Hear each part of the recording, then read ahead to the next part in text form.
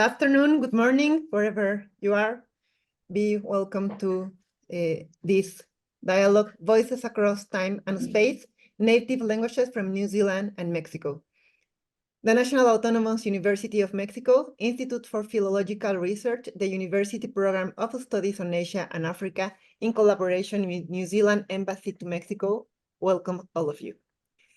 My name is Vania de la Vega. I will be the chair in this opening ceremony, and I would like to introduce our authorities here.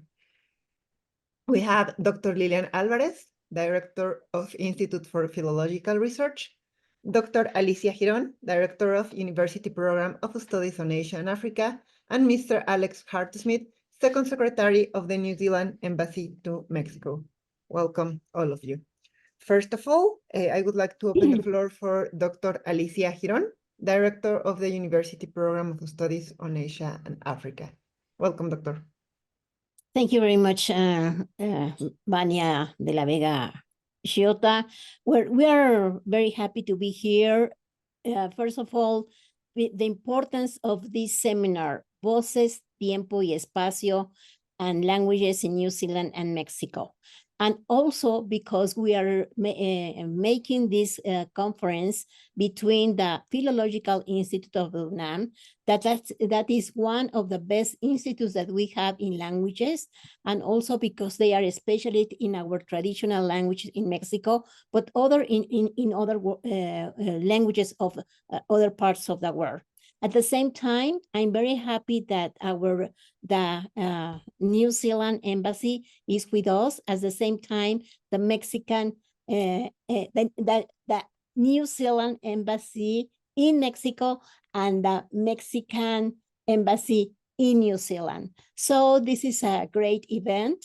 And I'm very happy because when we have this webinar, it's not only that many people are seeing right now, but later on, many people and students and other parts of the world can see it.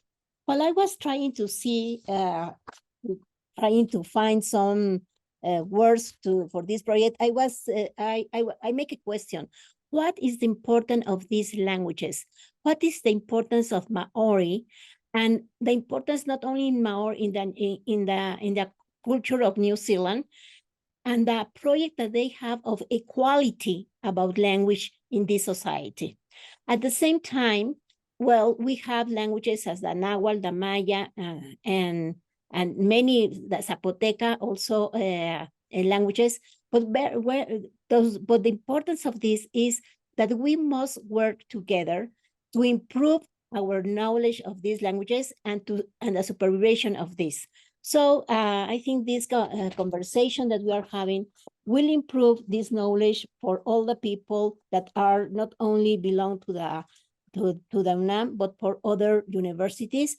And thank you very much. And really, we are very pleased that everybody has accepted this invitation. And of course, this program was coordinated by Pablo Ramírez, who has been a lot of work he has been doing to come this day. Thank you very much, Vania. Thank you, Doctor. And now I would like to open the floor for Mr. Alex Hartsmith, Second Secretary of the New Zealand Embassy to Mexico. Welcome, Alexander. Gracias. I tēnā koutou katoa. E te tūmaki I ngā mana whakahaere me ngā tuira o UNAM tēnā koutou. As you can tell, I'm not the Indigenous language expert here, but I would like to extend some warm greetings from the Indigenous language of Aotearoa New Zealand, Te Reo Māori. So my name is Alex Hartsmith, and I'm the Second Secretary at the New Zealand Embassy in Mexico. On behalf of the Ambassador, Her Excellency Sarah Maymond, I'd like to thank the organisers for the opportunity to participate in today's seminar and for hosting us, and the opportunity to say some introductory remarks. So Indigenous connections are one of the priority aspects of the bilateral relationship between Mexico and New Zealand, including efforts to revitalise Indigenous languages. We are excited about promoting more discussions about this priority topic, especially in the context of the International Decade of Indigenous Languages established in 2022 by the UN. In this context, we're delighted to see two extraordinary panelists, Ben and Katarina, and experts in the Māori language participating in this koreo and exchange of best practices with Mexican experts on language revitalization strategies and perspectives for the future of these endangered languages. We hope to continue contributing to the academic and cultural cooperation, and we recognize UNAM's effort to facilitate these spaces to further strengthen the connections with Mexico on Indigenous matters. I hope that today's discussion on the importance of reo, or language, continues to further strengthen the ties between our countries. Ngā mihi nui, thank you, and muchísimas gracias. Thank you, Mr. Hart-Smith. Now, I would like to open the floor for Dr. Lilián Álvarez, Director of Institute for Philological Research, and I also ask her to provide her inaugural address, please. Thank you very much, Vania. It is an honor for the Institute of Philological Research of the National Autonomous University of Mexico to participate in this colloquium with scholars and diplomats from New Zealand. In our institute, as Dr. Giron said, we study oral and written texts which are constitutive of Mexican culture. We deem those to be those generated by the original inhabitants of Mexico and their descendants. Currently, a universe of 68 languages and almost 400 variants. In this realm, we have a Center for the Study of Maya Culture and a seminar to study indigenous languages, of which we have produced studies of less than a half of the languages we have. We also study those texts which came to be ours by the route of Europe: Sanskrit, Greek, Roman, Byzantine, Persian, medieval, and modern European texts, especially Spanish. As a platform to further our comprehension of our own culture, which we call Mexican, we study oral and written texts that sprung from the appropriation of all those traditions that I mentioned before, from Sanskrit and the Greco-Latin and Judeo-Christian traditions, into an original culture that we now consider rightfully ours. We know the process of adopting such a diverse heritage was not easy or equally distributed through access to education. There was resistance, we know, all along. When our country became independent, there was a strong debate regarding our identity and languages, as well as around the economic and social inequality of the social structures constructed during, social and linguistic structures constructed during colonial times. As we are now globally aware, these structures favored a few and limited dramatically the rights and lives of the vast majority.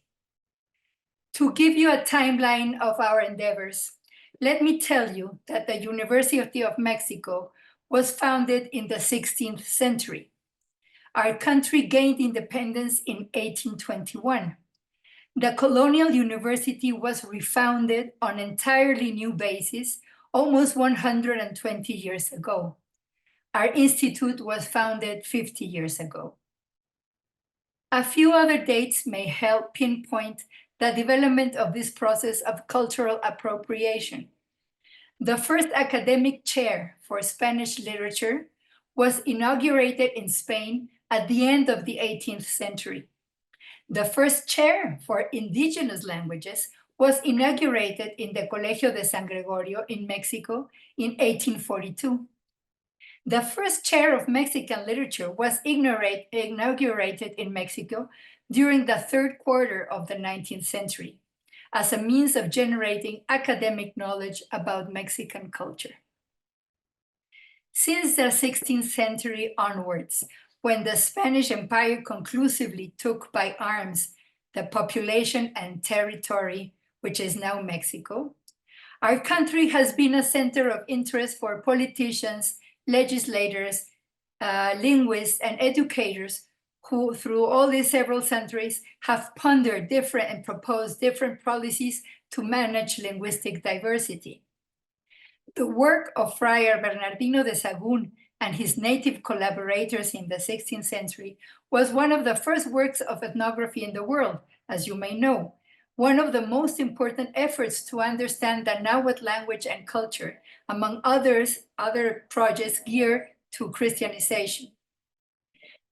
At a different time, the cultural debate and quest for universal literacy and what was called Indian education after the revolution, which started in 1910, and quelled in 1921, brought linguists to work on specific projects of alphabets, description, grammars, and of the many languages that survived at that time.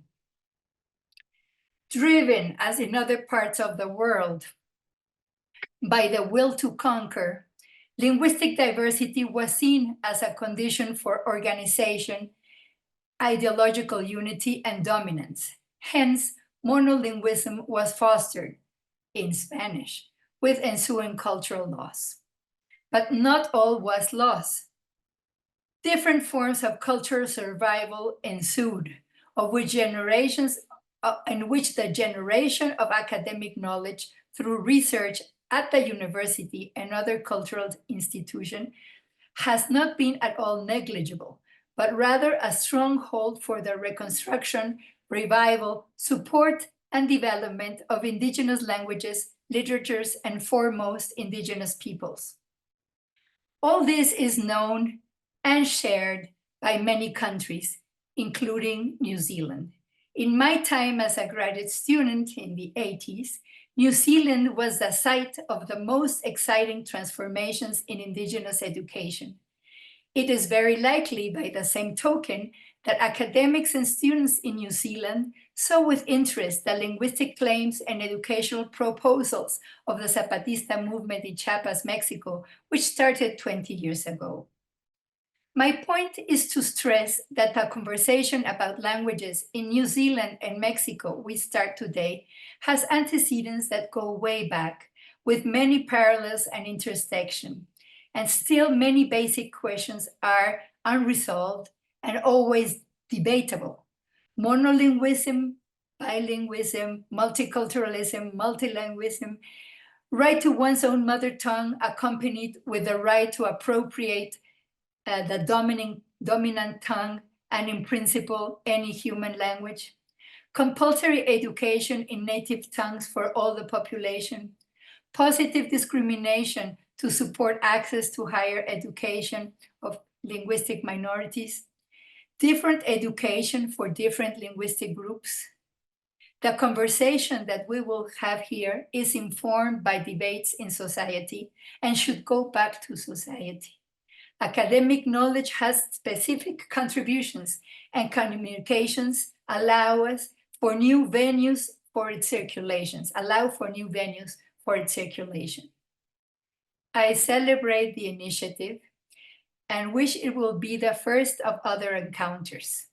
On behalf of the Institute for Philological Research, I thank the organizer of this interesting initiative and express our interest in exploring different ways of collaboration.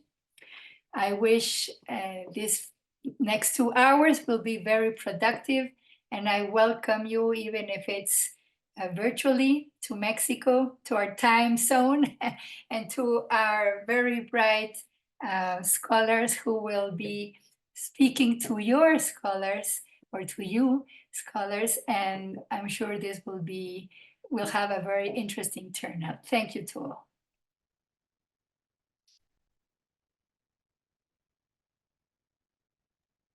Thank you very much, Dr. Alvarez. This is the end of the opening ceremony. Let's move on then to our panel number 1. And I would like to introduce Dr. Pablo Ramírez, who is the coordinator of this activity. This was originally his idea. Thank you, Pablo, for all your work during the last months. Pablo is a researcher at the University Program of Studies on Asia and Africa. And the floor is yours, please. Ibáñez, thank you, Dr. Gibon, thank you, Dr. Alvarez, thank you, Alex, for your words. We're very happy to be here today to talk about the revitalization of indigenous languages, both from the perspective of Mexico and New Zealand. As we already heard from Dr. Alvarez, the experience from Mexico is very different from the one in New Zealand. New Zealand has Te Reo Maori as the only indigenous language. We have 68 indigenous languages besides Spanish. So it's the perception and the strategy that the governments have used to try to revitalize indigenous languages has been very different. But I am sure there is a lot both our countries can learn from each other. And hopefully in the near future, we will have more people in Mexico speaking indigenous languages, and it will be easier for them to actually use their own languages in their own country, because sometimes it is very, very complicated for them to use it in everyday conversation or everyday use. So today, in this first panel, I am very happy to have from New Zealand, Dr. Katarina Edmonds. She is Maori from Aotearoa, New Zealand. Her tribal affiliations are Te Vanau Apanui and Ngati Porou. She has a PhD, MA in Applied Linguistics, Bachelor in Education. Katarina graduated with her doctorate in Hawaiian and Indigenous Language and Culture Revitalization from Kahakaula o Ke'elikolani College of Hawaiian Language at the University of Hawaii at Hilo in 2008. She was the director of Huarahi Maori medium programs at the University of Auckland. She's presently employed at the University of Waikato. Her wide and varied network extends from grassroots learning to academia, hapu to global indigenous peoples. She has had a wide variety of roles in Maori language revitalization, including being a Maori language commissioner of the Te Taura Piri I Te Reo Maori, the Maori Language Commission. Katarina shares the Te Vanau Apanui Hapu Chairs Forum towards their Treaty of Waitangi settlement. She believes that indigenous voices and ways of doing are key to the revitalization of our worlds. And from Mexico, we have Dr. Lilián Guerrero. She is a researcher of the Indigenous Languages Seminar from the Institute of Philological Research at UNAM. She earned her bachelor's degree from the University of Sonora, a master's in linguistics and a PhD in linguistics from the State University of New York. Since 2006, she has been an active member of the National Research System Level 3 since 2020 and has been honored with the Level D since 2024.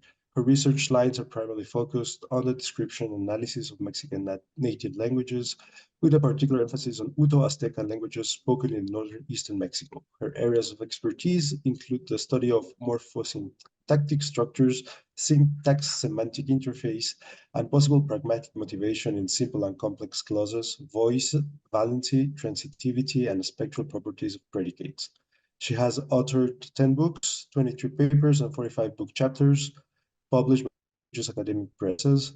She has also conducted individual and collective research projects with national and international funding, has taught over 50 courses and supervised a dozen of undergraduate and graduate dissertations. And finally, our third expert on this panel is Dr. Rodrigo Romero, who holds a bachelor degree in Hispanic literature and language and a master degree in Hispanic linguistics, both from UNAM. He earned his PhD in linguistics from the State University of New York in Buffalo. Since 2008, he has been a Level A full-time researcher at the Indigenous Language Seminar attached to the Institute of Philological Research at UNAM. He's also an active member of the National Researchers System, Level 1. His expertise are grammatical description and documentation of Mixe languages, which are spoken in Oaxaca and belong to the Mixe-Xoque linguistic family, same family as the language that was historically associated with the Olmecs. His PhD dissertation, a reference grammar guide to the Mixe language spoken in Ayutla, was the very first published grammar guide of a Mixe language from Oaxaca. So thank you very much, all of you, for being here today with us. Well, sorry. My first question for you today would be, which are or were the main challenges in the process of revitalizing native languages in our contemporary societies? So, Katarina? Kia ora tātou tua ki a koe tuatahi, Ben. Hi, ka pai. If I may, in New Zealand we have a tradition of acknowledgement first, and I'd like to take care of that first, please. Tuia te rangi e tū nei, tuia te papa e takoto nei, tuia ki uta, tuia ki tai, tuia ko ngā reo take take, tuia ko ngā iwi take take o Mehiko, o Aotearoa anō hoki, kai aku nui, kai aku rahi, kai aku rangatira, tēnei te mihi atu ki a koutou katoa, I roto i tēnei hui nui whakaharahara o tātou, nei rā te mihi atu ki a koutou, nā koutou te karanga, kua tae mai mātou i tēnei wā, nō reira, anei mātou o Aotearoa, o ngai Māori, e mihi kau atu nei, e tangi atu nei tēnei wā nō reira, tēnā koutou. Just an acknowledgement, first of all, to our cultures that bind us together, to our cultures that connect us, and also to our indigenous languages, our ancestors, and the lands on which we meet, and the indigenous peoples of Mexico and also of New Zealand as well. Kia ora tātou, kia koe e te whaia. Tēnā koe, Ben, me o kōrero, whakamara mātu a tāua ki te wine, tēnā anō hoki koutou o Mexico. Mexico. Thank you so much for the privilege for us to be here with you, sharing some thoughts today. And Ben and I will be playing tag. We met very quickly after our last meeting and agreed that we would have a tag session here. And Ben, just jump in when you can. And I hope I don't take too long. So I'm going to actually share with you some slides just to contextualize where we are. Thank you for the introduction. I'll get into that now. I'll just share my screen with you.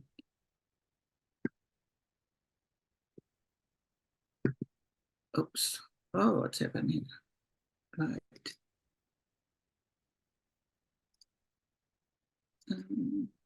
Okay, so here, this is, you heard in the introduction, I'm from Te Whānau Apanui Ngāti Pro. This is our ancestral house. He sits here at Rakapurua. I just wanted to make sure that we get a sense of who we are.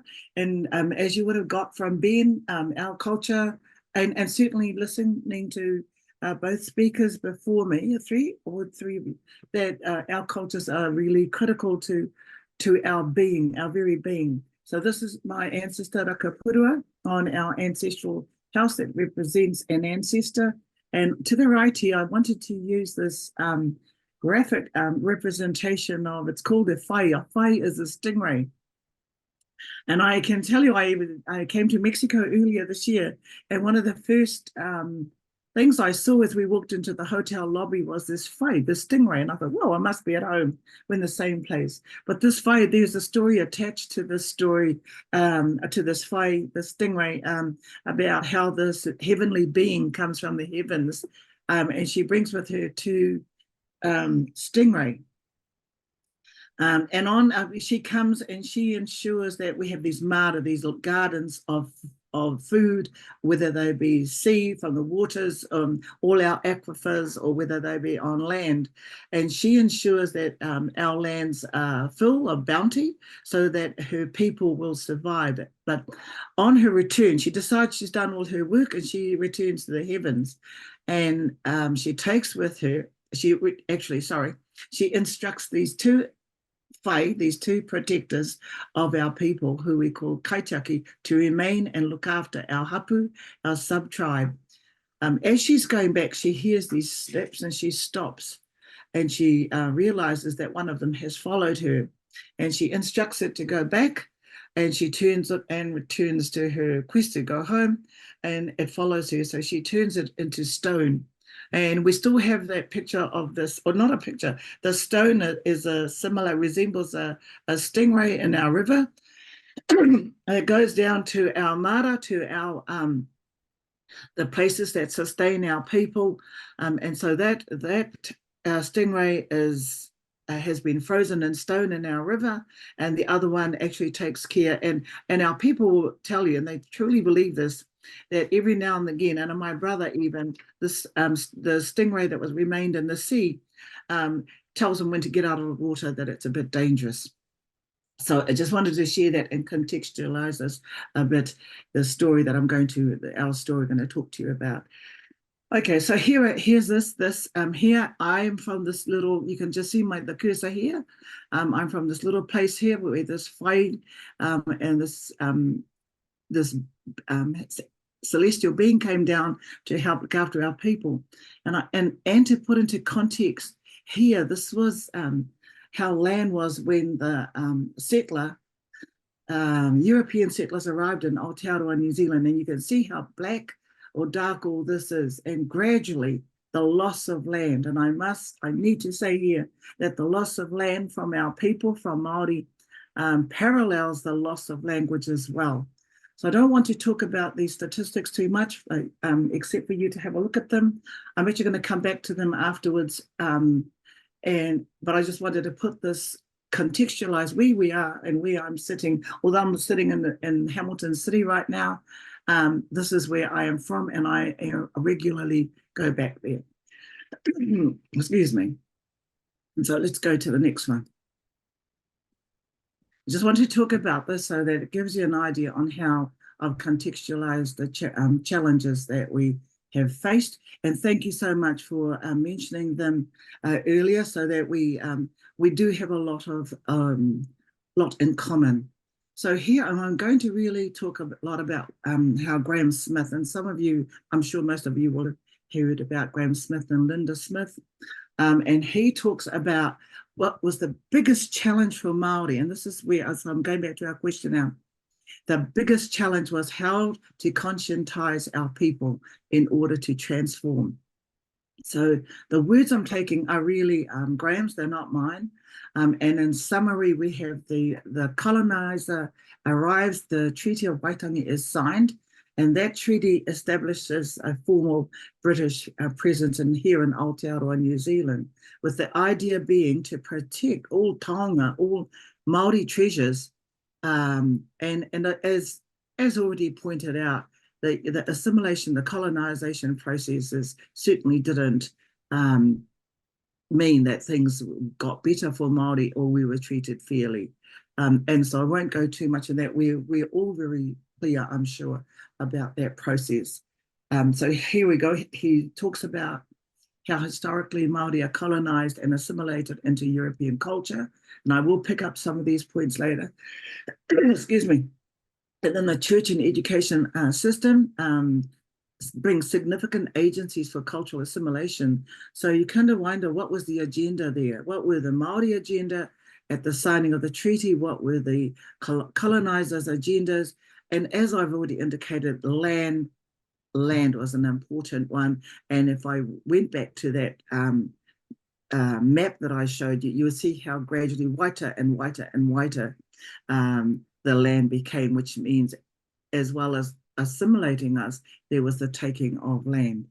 At current today, no surprise to you that Māori are the worst statistics in health, education, imprisonment, and wealth.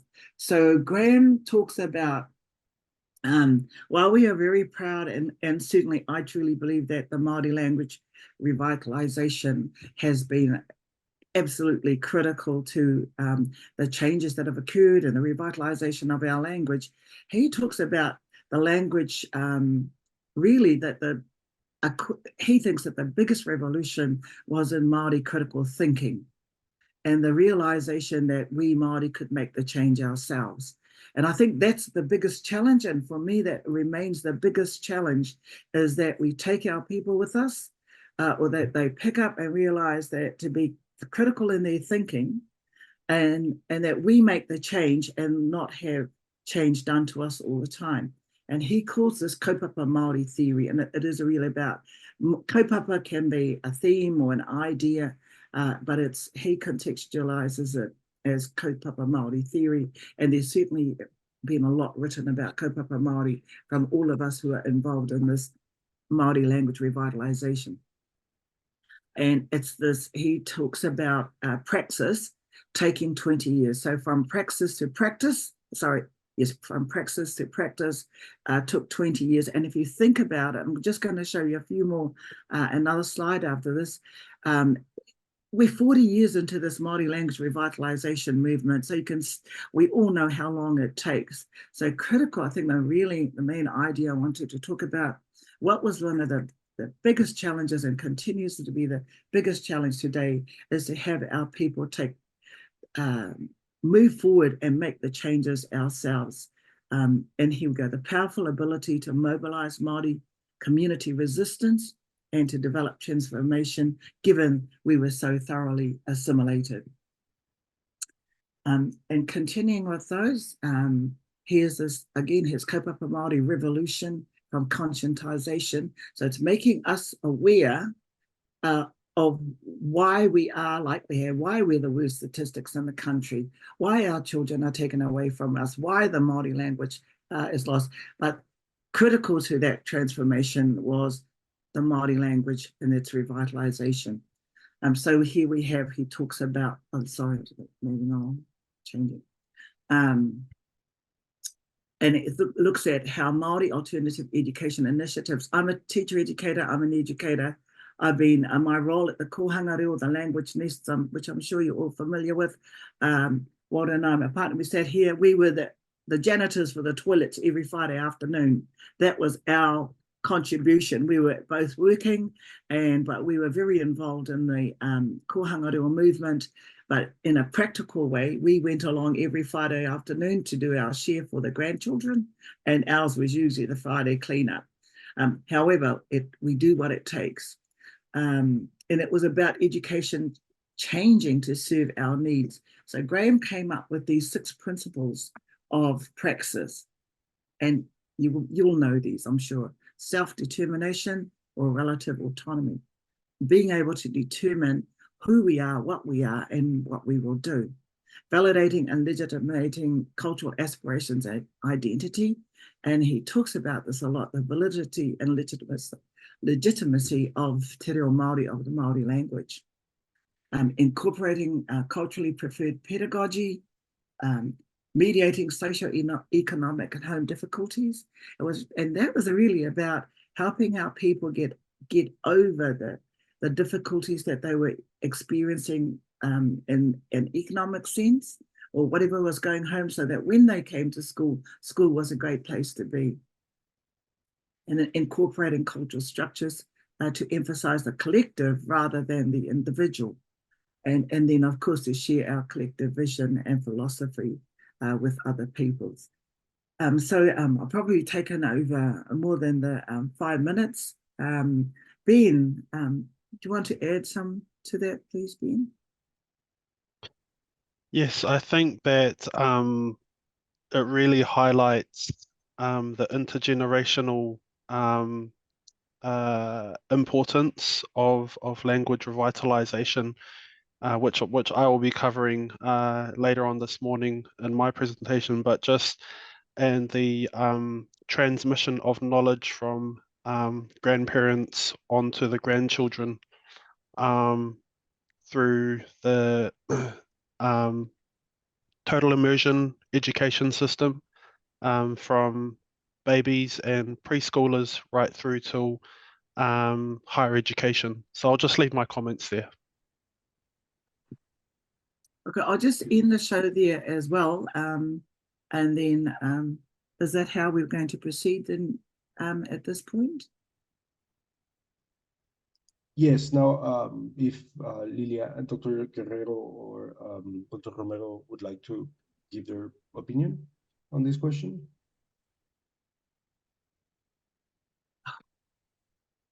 Thank you. Thank you, Katarina, and thank you for all the organizers of this meeting. I'm really happy to be here and share my experience with native languages from Mexico. If I might share a couple of slides too. I don't know if that's Go ahead. is possible, just a couple of maps that I... Yes, you should have sharing access.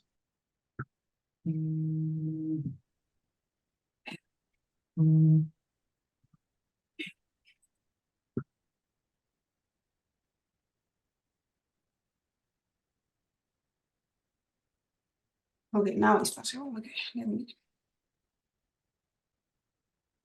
Okay. So thanks again, Katarina, for sharing your experience with Maori. I think most of the challenge you mentioned also applies for the native languages in Mexico. So thank you very much for your insight. In my opinion, as a Spanish native speaker, because I'm not a speaker of any native languages, but I have more than 25 years of research in Yaqui and other Yucatecan languages, I believe that the process of preserving and revitalizing native languages in Mexico involve at least 4 main challenges or problems. The first one is the diversity of, I think I should do this one. The first one is language diversity. In contrast to New Zealand, which has only 2 official languages, English and Maori, Mexico is one of the most linguistically diverse country in the world, according to Ethnologue, and I'm sharing just an illustration here. Mexico is number 8 in the list of linguistic diversity countries, just after Papua New Guinea, Indonesia, Nigeria, India, and the United States, Australia, and China. The Mexican Constitution, as Alicia and Lilián commented, recognized 68 official languages organized in 11 family linguistic families, but also there are Spanish variants, Creole languages from Afro-descendant people, the Venetian and other Italian-based languages spoken by immigrants, the Romani spoken by Gypsy people. And despite the fact that Mexico is very close to the United States, English is not an official language. So the linguistic diversity, I think, is the most challenge, the most biggest challenge in Mexico to deal with revitalizing activities. The second problem is the number of speakers is dramatically reducing. Around 10% of the Mexican population identified itself as a member of an indigenous community. However, according to the 1990 census, 7.5 spoken native language. In the census of 200 to 2000, it was 7%. In the 2020, it was 6%. So the number of speakers is reducing. Has said before, Nahuatl and Mayan languages are the top native languages with more than 1 million of speakers, but there are languages like Xocholteco, Cucapay, Xcateco, Kicapu, Quiligua that have less than 200 speakers, and languages like Aguacateco and Ayapaneco that are spoken by a handful of people. So we still don't know how the pandemic affected the number of speakers for some languages. And as we can see in the map, there are some regions in Mexico that have a lot of native speakers, but also with different languages like Guerrero, Oaxaca, and Chiapas, Yucatan here. But in the north, there are less native speakers. There are less linguistic diversity. So a third problem is dialectal variation. Unlike Maori, which has little variation, if I understands Katarina correctly, the number of native languages in Mexico is 364 spoken languages, or linguistic variants, as we call it in Mexico. And very few of these languages maintain a certain degree of linguistic uniformity. For instance, the Constitution lists in table 1, you have the 68 native languages, but this is the real number of languages. So for instance, you can see that there are, the Constitution lists one Mixteco language, but in reality, there are 84 different variants. And the same is true for Zapotec, the same is true for Nahuatl. For instance, for the Zapotec languages, it has been said that it resembles Romance languages. Some variants share sounds and vocabulary, but may communicate each other, like Spanish and Portuguese, but many others are not mutually intelligible. So they don't understand each other, as happens with Spanish and Romanian, for instance. And lastly, in order to revitalize a language, it is important to document it and use it in different environments. Most languages in Mexico are still understudied, meaning that there are not vocabularies, dictionaries, or grammars. Furthermore, all languages are in contact with Spanish, and the most common situation in rural areas is to use Spanish in school, hospital, clinics, and most administrative issues. So we still need a lot of to resolve a lot of challenge, in order to preserve and revitalize our languages. So that's my comments for this section. I'm sure Rodrigo has more comments about it. Yes, snash mets na mugutuk kuyo adom naimuhkan. Bueno, tampoco soy un hablante, sorry, I'm not a native speaker of Spanish, but I try to start with a little bit of Mije, the languages that I study. Thank you very much for the invitation. And I will share also a few slides.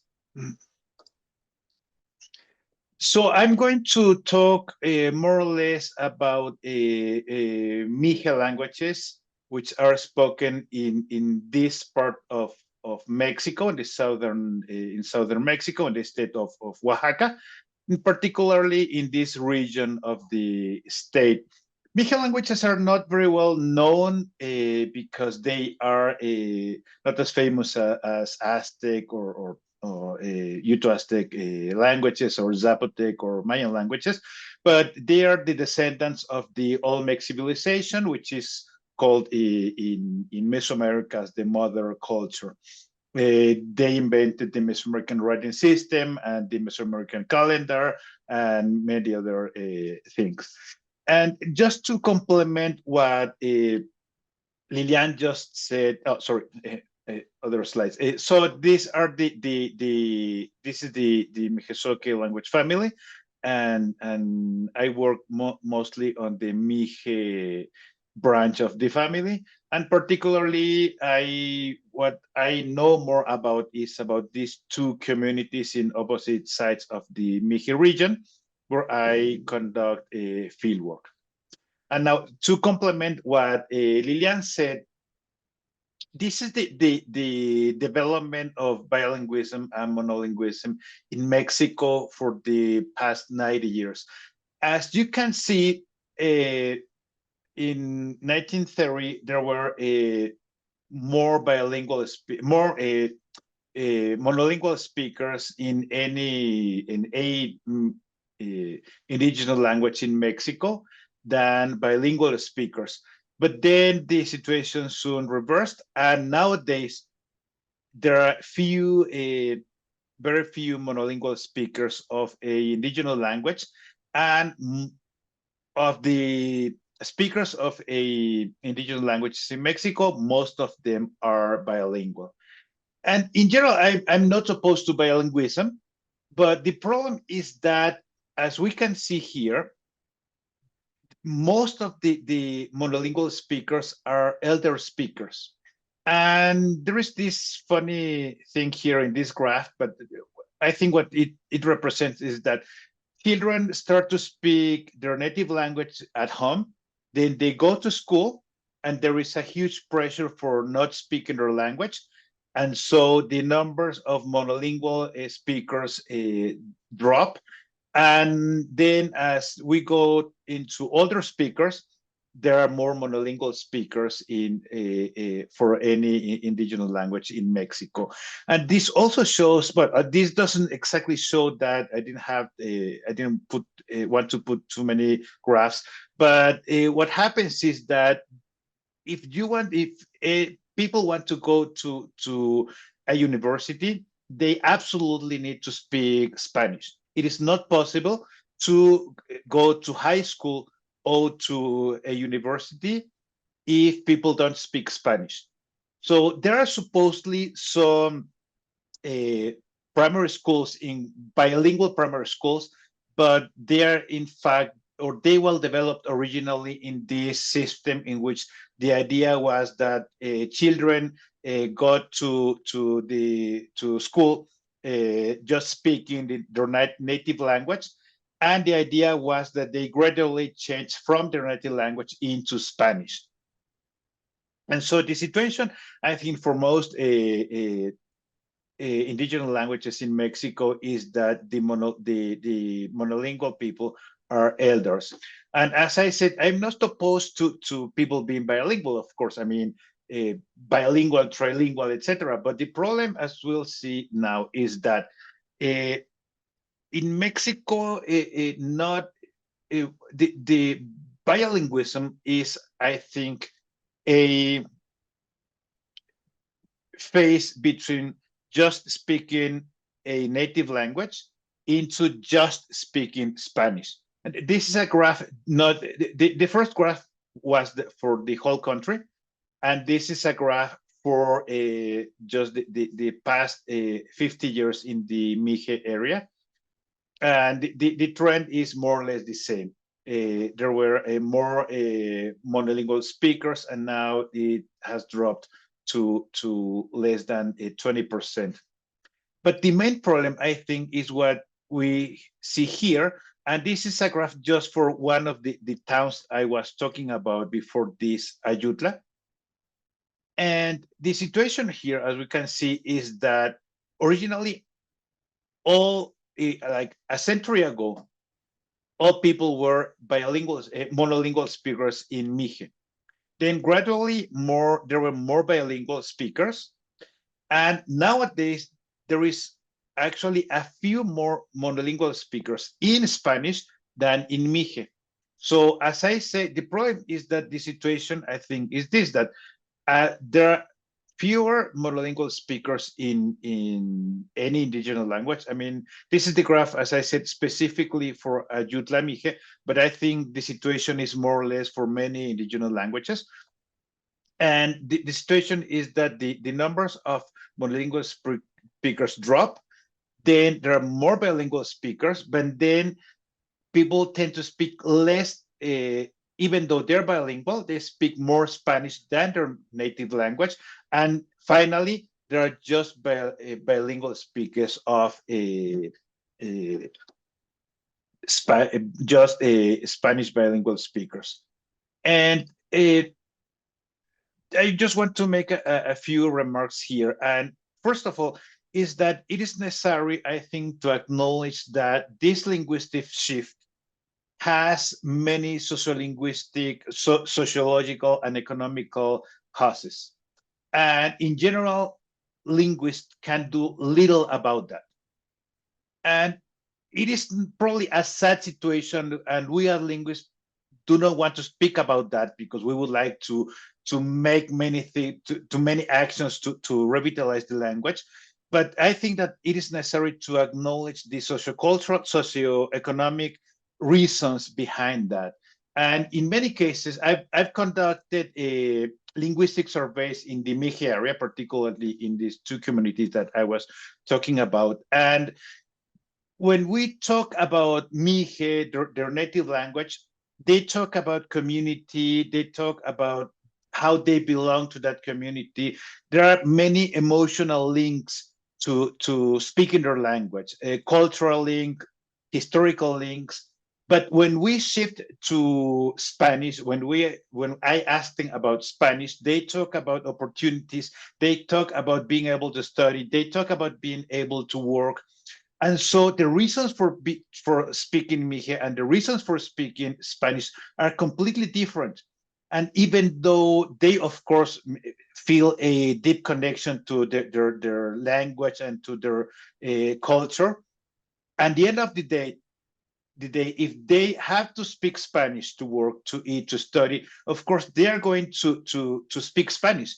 And we cannot blame them. We cannot blame any family members, the parents for wanted. I mean, their parents don't want to teach Mije to their children anymore.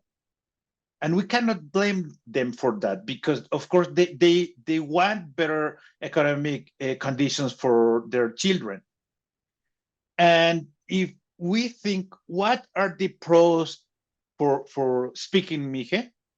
It is belonging to the community and basically being able to talk to all their family members.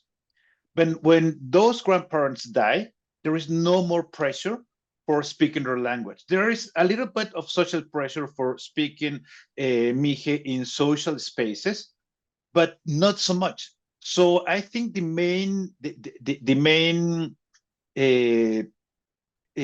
obstacle for revitalizing the language is to create the need for them to speak the language. And I'll talk a little bit more about that in the second part, but I completely agree that one absolute necessity is to have a total immersion education system from kindergarten into a higher education. It is not possible at all in Mexico. It is not, unfortunately, not the situation that it is starting to happen in New Zealand or what we see in Hawaii when they are like completely advanced compared to us. But I think that we need to go into that direction. I'll just conclude saying again that we need to create needs for speaking, for reading, for writing in their language, and not just having a emotional link to their language. And probably I talked about more than 5 minutes, sorry. Thank you, Dr. Romero. But actually, this is really good because it kind of connects with our next question, which is what kind of role is played by indigenous communities, educational institutions, media, and governments in the reincorporation of languages in countries like Mexico and New Zealand? So this really goes hand in hand with what you just mentioned, right? It's like how can we reintroduce them, these languages into that? Katarina, do you want to start?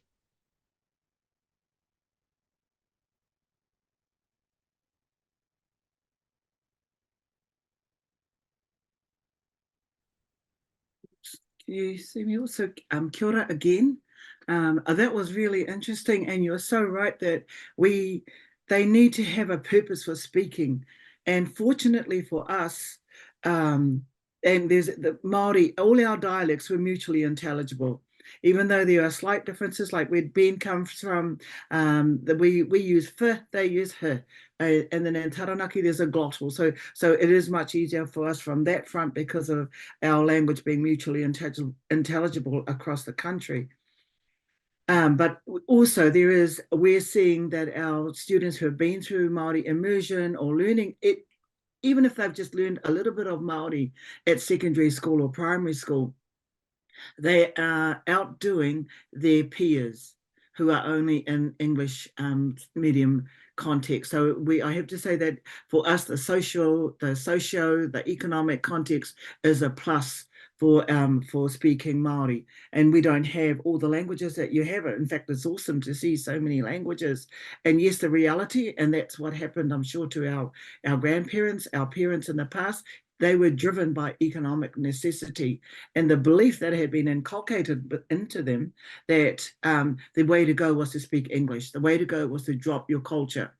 And hence that there was that big movement there. But hopefully you can, I'll go back to this presentation and talk about some of the things that I had identified sorry, I'll just click it through to get there.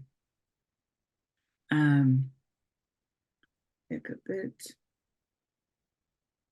And here again, we're talking about this the big revolution, as Graham pointed out, was, oh, sorry, it's going ahead and Steve.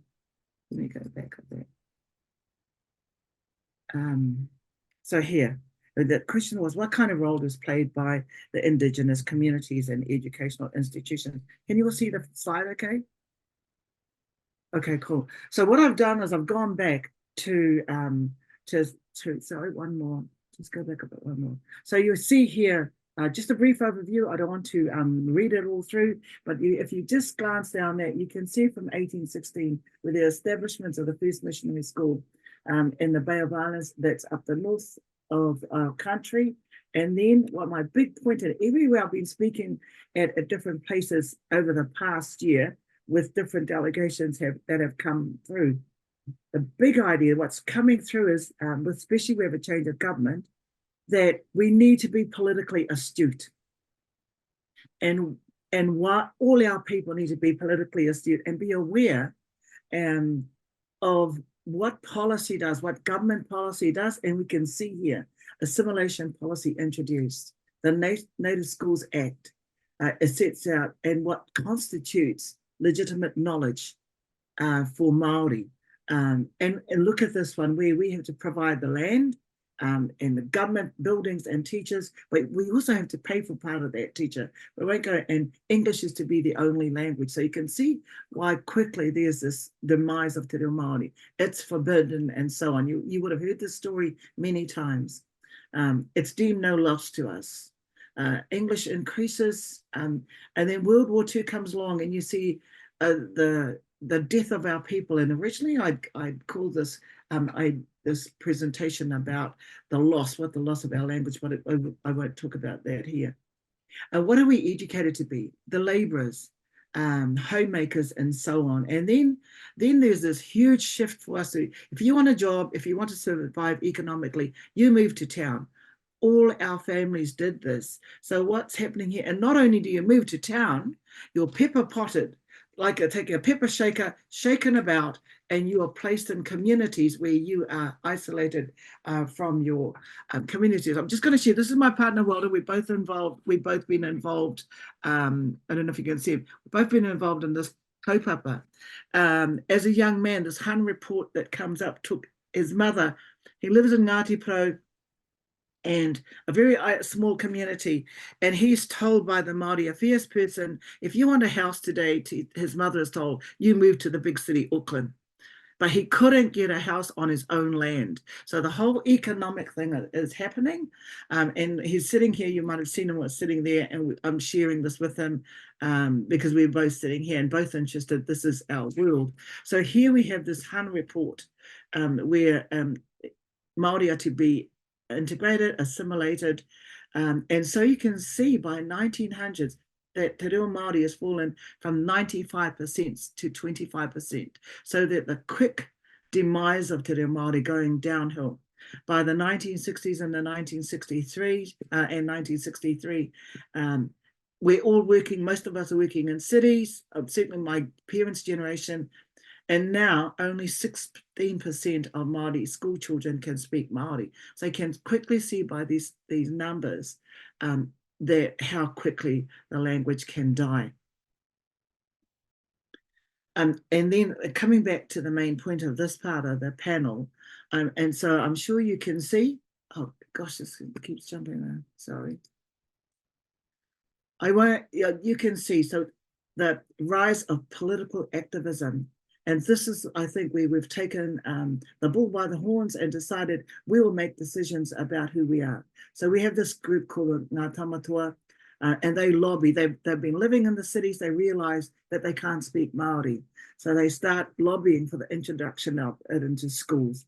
And you can see, and I've gone and added, I didn't have as much information on here until last night where I've added, and you have this whole political activism going on. 1972, which really wasn't that too long ago.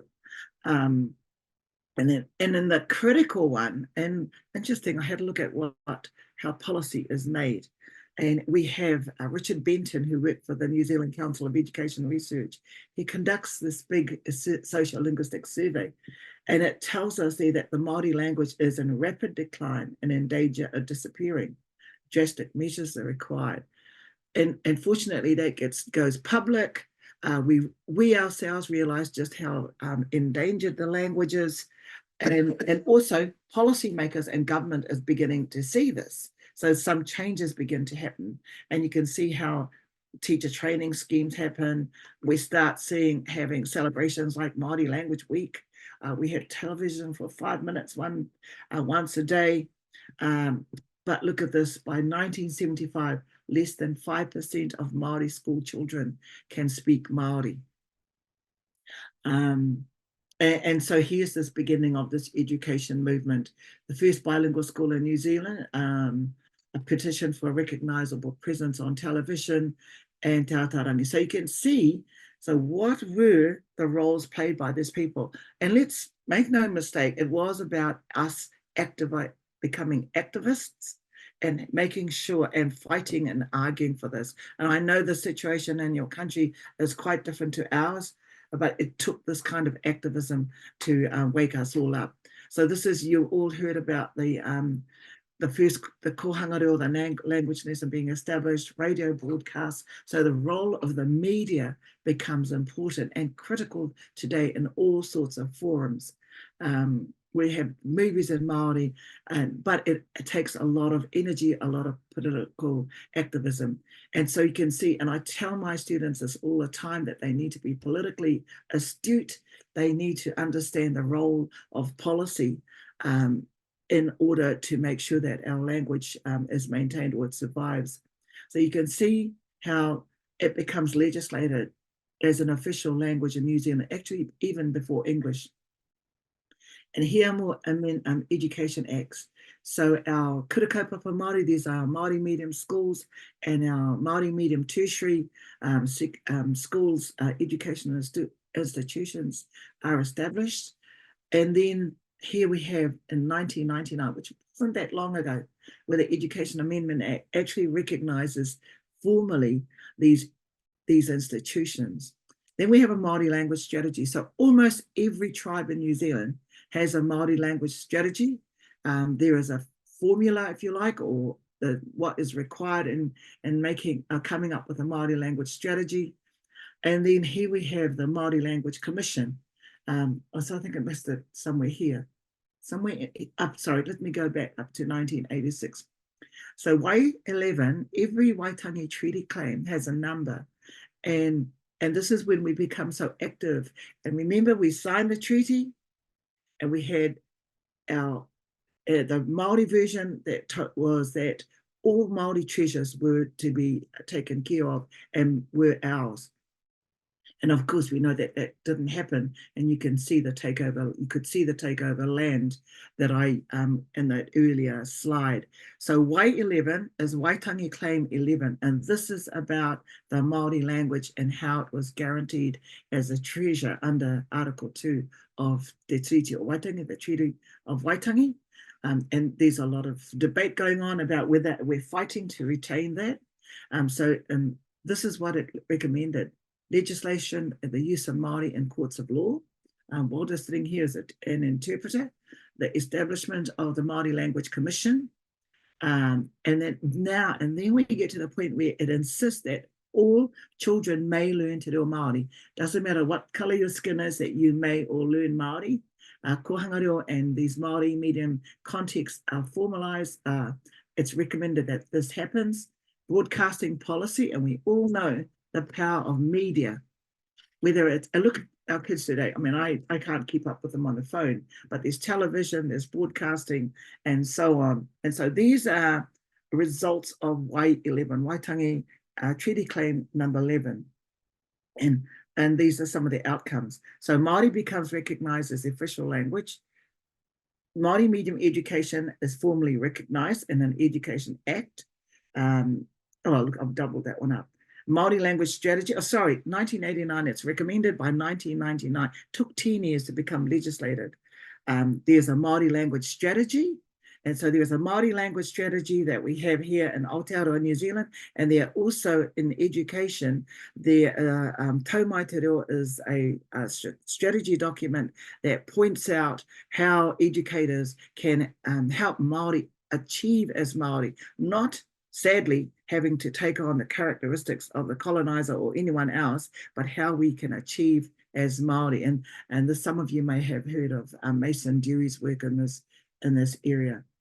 So we have the Māori language strategy that is a formal document from the government. And then by 2016, the Act there is a push, an initiative to change the Act. And so the Tauri Whiri becomes the crown arm. Two arms, if you imagine, we have the Māori Language Commission, but now the law changes it. So we have the Māori Language Commission, which was the Tauri Whiri Te Reo, which I was a commissioner at one time. That became the crown arm. So, and Ben again took up the crown arm. So the crown arm keeps the government, makes it conscious of what it should be doing. And then we have the Mahi, the Mātawai, this one here, is the arm that takes care of the people and ensures that initiatives are put in place for the people to have opportunity, to acquire language, to use language, to develop corpus, and so on. And then so we already have up here these various Māori immersion contexts established. And by 2017, we have another big movement where kura a iwi are tribally affiliated schools. So I just thought that was my response to the role played by Indigenous communities, educational institutions, the media. Media is critical. I hope some of you have watched some of Taika Waititi's movies where they're all in Māori. And then we've just had another one, another different kind of movie put out that talks about things openly, about history openly. And we now have a New Zealand histories, Māori histories curriculum that is all about this kind of thing that I'm talking about. Okay, so there we go in a nutshell. Ben, you want to add to that? Yes, thank you. Tēnā koe te whaia.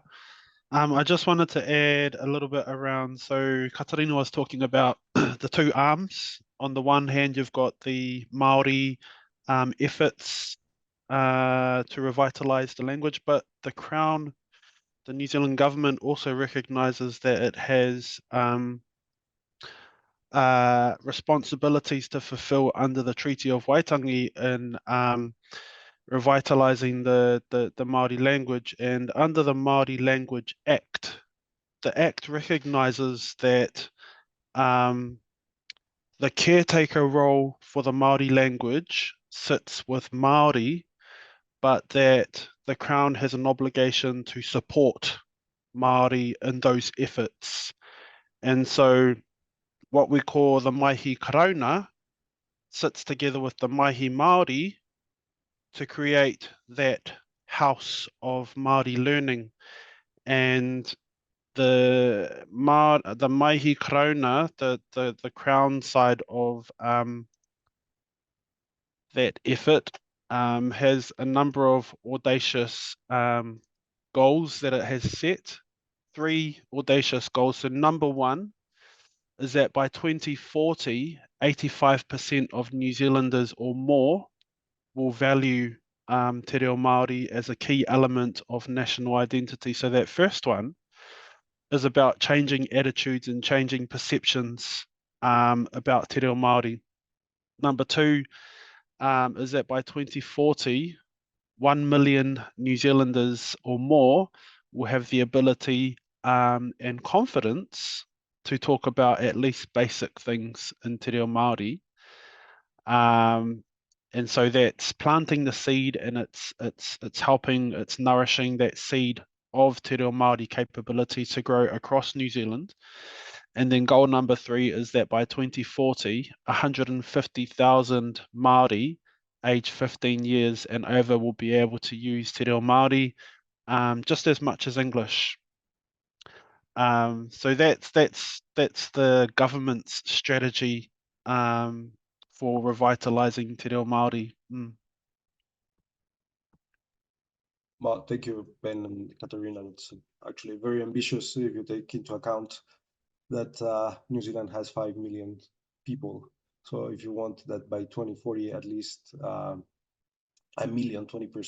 And so I'm just saying that you can see Ben is sitting in front of a meeting house, an ancestral meeting house. So the maihi are the two arms that go down.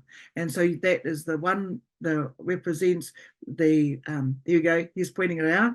So those two maihi, one is the government, the crown arm, and the other, the iwi arm. So that's represented, that's how the Mātāwai is represented. Kia ora, Ben. Dr. Guerrero, do you want to answer the question from your side? Thank you, and thank you, Katarina, and I lost and Ben for your intervention, and at least for the languages from Mexico, as we said before, the official recognition in 2001 of 68 different languages implied, at least in paper, that all native languages, as well as Spanish, will have the legal equality, language and cultural and education rights, public awareness and use, as well as institutional and legal support. However, given the linguistic diversity, which was mentioned before, it is really, really hard that the Mexican government can deal with all the language that are spoken, actually. So very quickly, as an example, with my experience in Yaqui. So I'm going to share very quickly the situation regarding the educational system in Yaqui. Yaqui is a Euro-Aztecan language spoken in the northwest of Mexico, very close to the border with the United States. Actually, there are some Yaqui speakers that live in the States, in Arizona.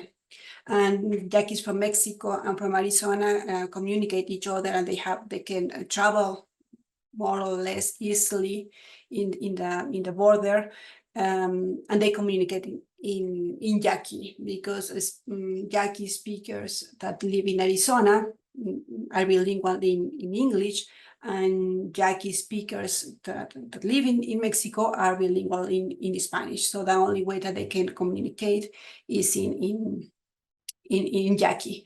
There are allowed around 1,600 speakers in Mexico, and less than 1,000 speakers in Arizona. So I work with the community in Mexico.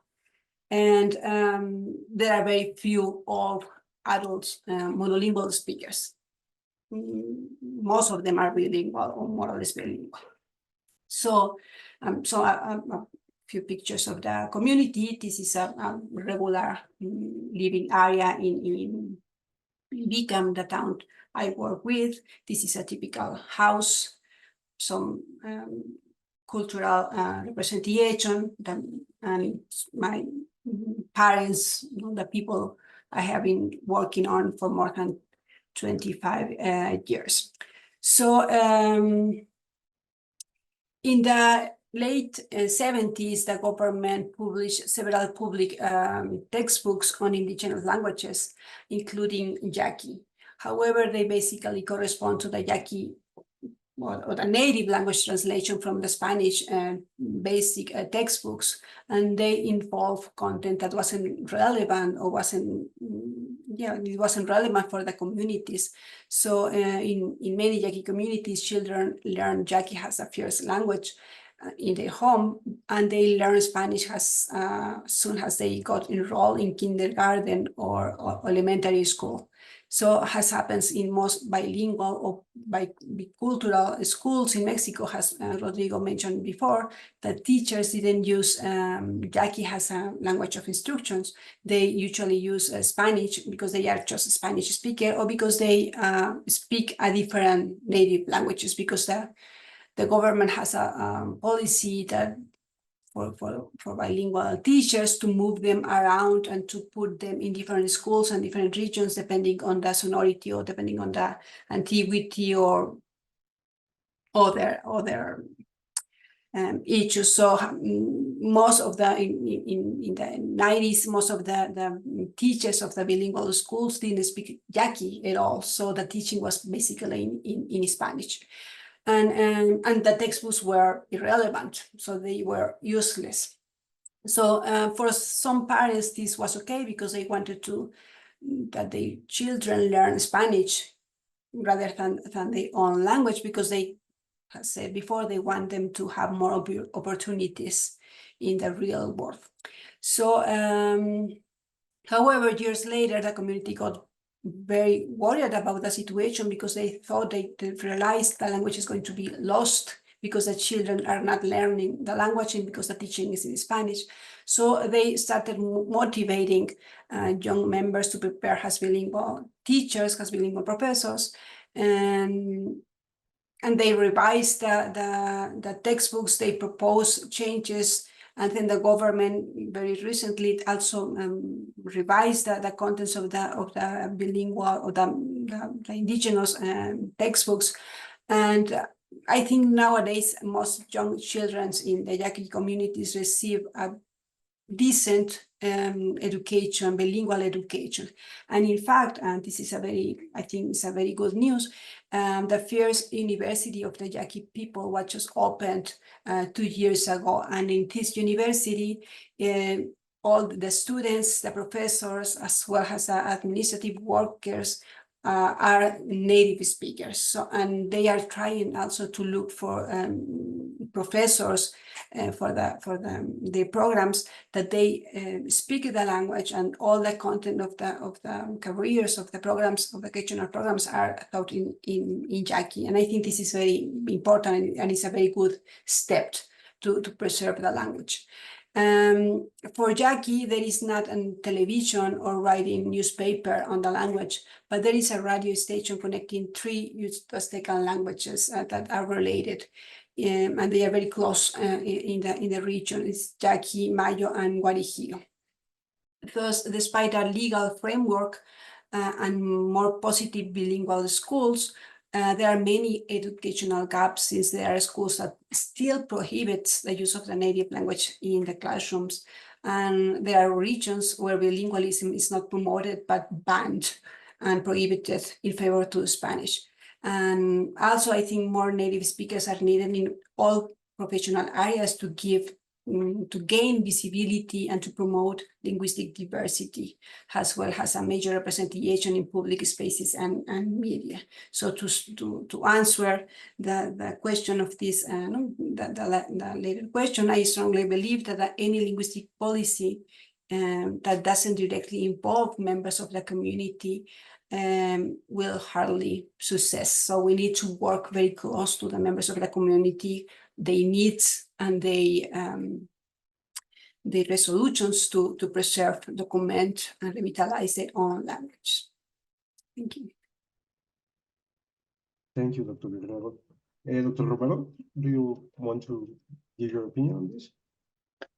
Yes, I mean, of course, revitalizing indigenous languages in Mexico, and given this complexity of many languages, some of them spoken for several thousand people, some of them spoken for just a handful of people, is a huge undertake that we have, and we have to address that it is not as simple as making everybody to study Nahuatl or Maya, because that wouldn't work. But I think that there is a hidden problem in Mexico, and I would say in many Spanish speaking countries, which is the false belief that people either speak one language or the other. So it is not explicitly said, or not often explicitly said, but in many cases it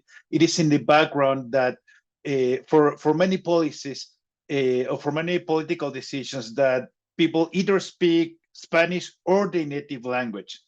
And so, of course, parents teach Spanish to their children, not Mije or any other language, because if they teach them both languages, they're not gonna speak properly Spanish.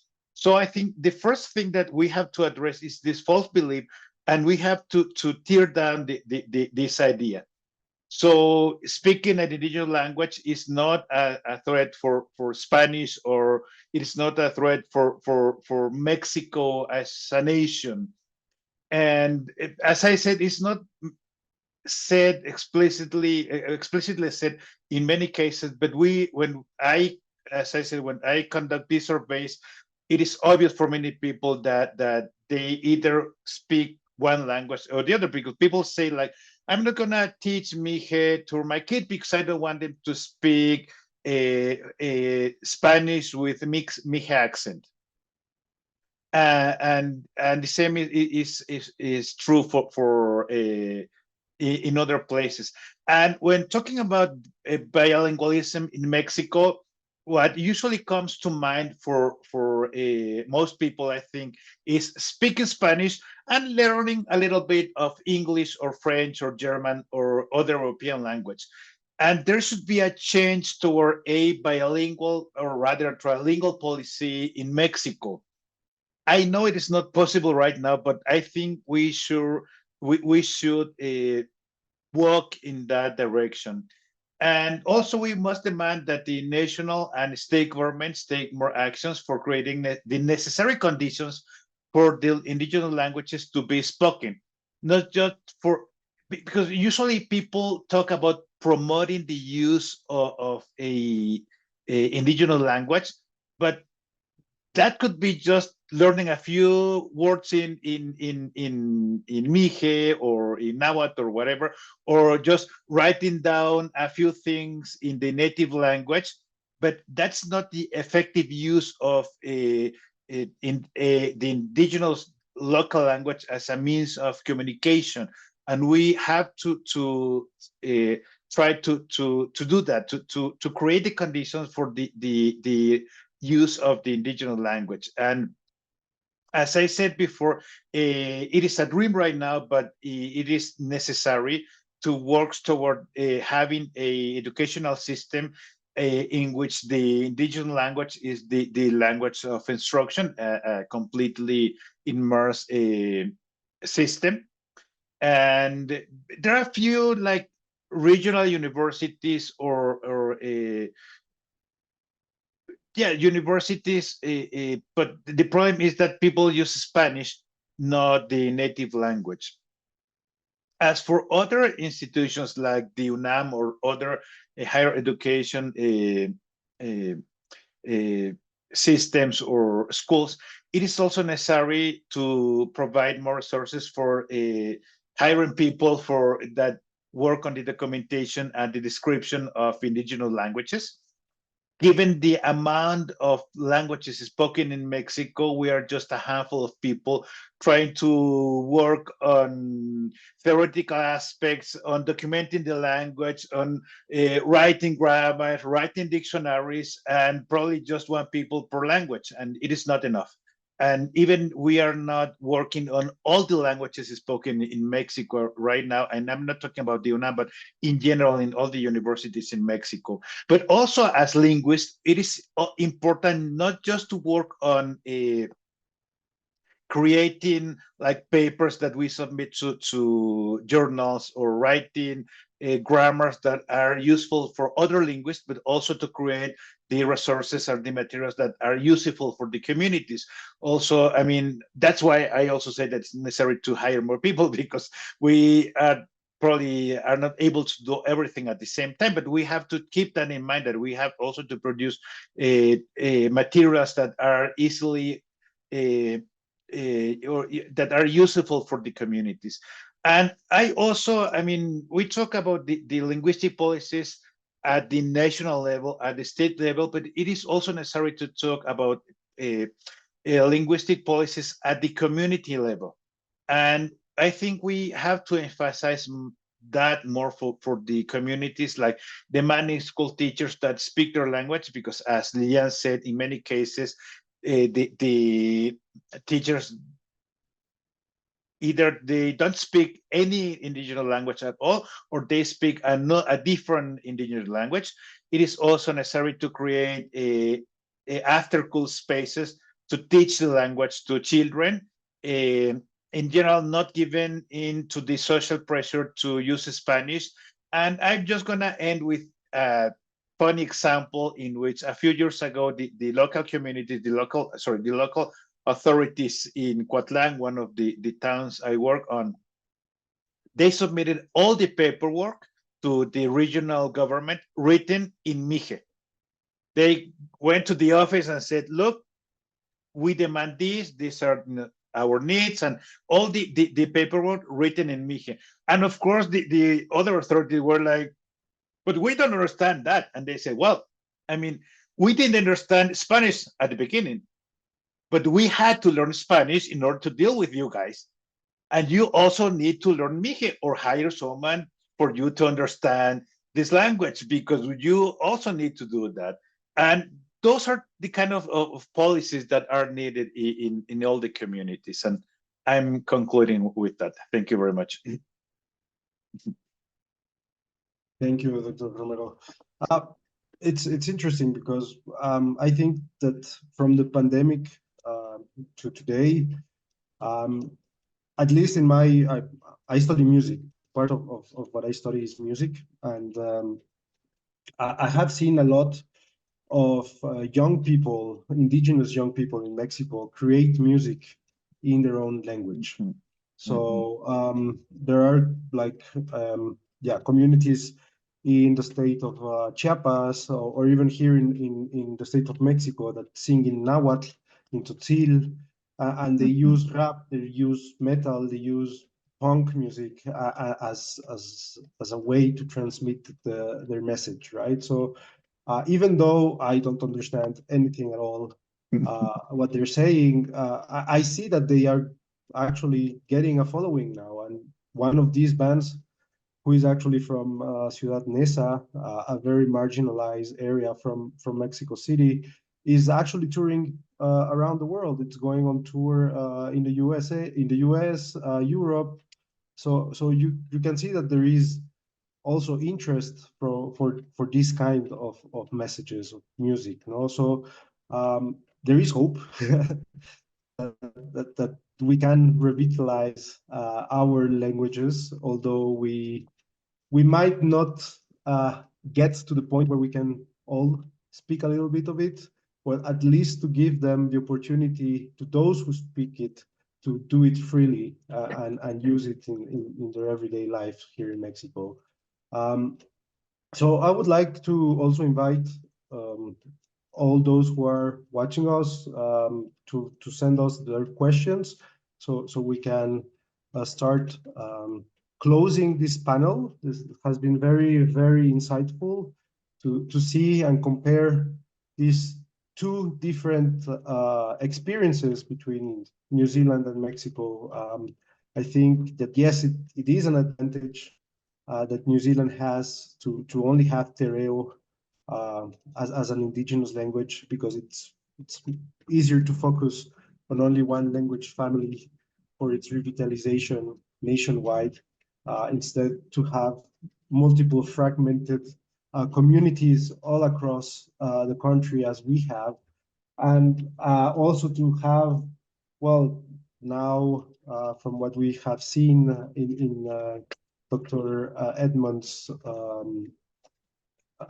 let's say timeline, more than 40 years of policy and strategy to revitalize it. So we are just doing our baby steps and learning from the mistakes, as Dr. Guerrero pointed out, that sometimes the government did some content that maybe was not as appropriate for some indigenous languages, and they had to correct that, and we're getting there. We're getting there. I guess I am hopeful that we will see more media, more, I don't know, at some point, maybe even, I was reading not so long ago that now New Zealand has even a news presenter that is Maori with the traditional moko tattoo, presenting on national television. So we don't have that yet. So hopefully one day we will have our equivalent on Prime TV. but we're getting there. So thank you. I don't know if we have some questions on the chat. I have never used this platform before, so I'm sorry. It seems like there isn't. So I would like to thank you all for your participation in this first panel.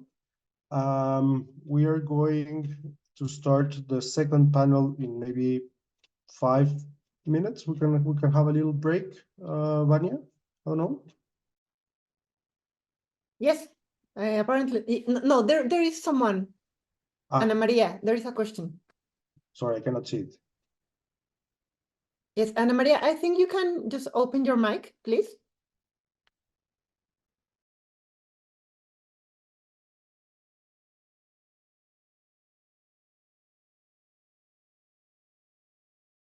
Yes, now I see it.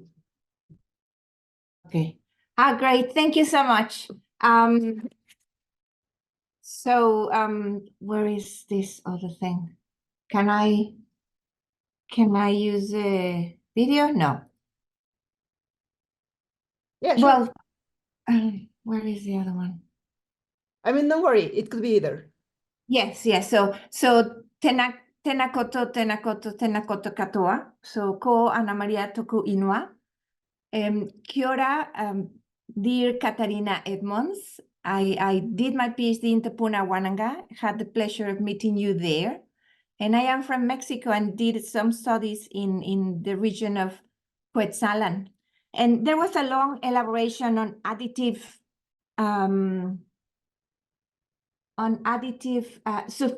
bilingualism, the perspective that sees bilingualism as a disadvantage when an indigenous language is involved, which is the prevalent view in Mexico, right? And it would be great if we could try to change that perspective to an additive bilingualism perspective, the one that can see bilingualism, even if it's not with English or another main European language, as an advantage. But I think it has to do with the problem or perspective and a change of attitudes. And of course, it is quite complex. But I'm wondering if the presenters have some ideas on what could take the Mexican scenario from this subtractive bilingualism perspective or view to a more additive bilingualism perspective or view when an indigenous language is involved.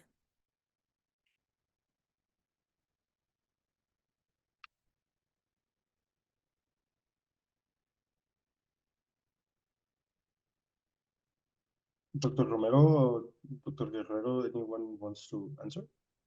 The question is, I'm sorry, Ana Maria, nice to meet you. The question is what we think about a different kind of bilingualism, if it is with a different, with an Indo-European languages or with a native language? Yes, well, there was a long elaboration about the perspective that is prevalent in Mexico that sees bilingualism as a disadvantage when it involves an indigenous language, which is subtractive bilingualism, right? That's known as subtractive bilingualism. And usually, when you are bilingual in Spanish and English, for example, well, that's seen as an advantage. That would be additive bilingualism. So I think, following from this elaboration that they made, I think what would be very important would be to change little by little the perspective of the subtractive bilingualism to an additive bilingualism when an indigenous language is involved. But how could we start to change that perspective? And I know it is very complex, but I was wondering if some of the presenters have some ideas as to what can be done. I'm just going to give you one example. In the UNAM, in our institution, the students need to prove to get a degree on the bachelor or the master or the doctorate, they have to show they know a different language, and they have to approve some test. So in the text, so they have to show that they know English or French or another language. But if they are native speaker of an indigenous language, this language doesn't count. So we yes, I know that. I know that. Yeah, so I know that. I used to work at the Universidad Anáhuac, Mexico Norte, for many years. And I know that sometimes you need English just to complete your major, which is totally wrong. But I was wondering if you have identified this prevalent view in Mexico, which is so wrong, how do we move little by little, although it's a complex problem, how do we move from this perspective of subtractive bilingualism to one that is more positive? Well, I think that if the UNAM and the other universities recognize a native language as a second language, this is a big step. So yes, it would be. But do you see it likely? But what about this? No, I think it's more possible every time. As soon as we get more and more students, native speaker students, I guess that university is going to recognize that university too. So I guess I think we are going to that situation sooner or later. That would be great. Thank you. If I can just give my thoughts on that question, very good question. And I acknowledge the contextual difference between New Zealand and Mexico. New Zealand only having one indigenous language, but from our experience, the government and Māori or your indigenous people need to come together and need to work together, acknowledge the importance and acknowledge that something needs to be done. And that's really your starting point. I guess let me correct myself though. Like even without the government, like from our experience, we just did what we needed to do as a people here in New Zealand. Like when we talk about kohanga reo, that started with very little substance, very little funding, very little resource. And we just got it off the ground. And sometimes even if the government isn't coming along, it's quite important to keep pushing ahead. You know, obviously, if the government can join in partnership and support, things will move a lot faster.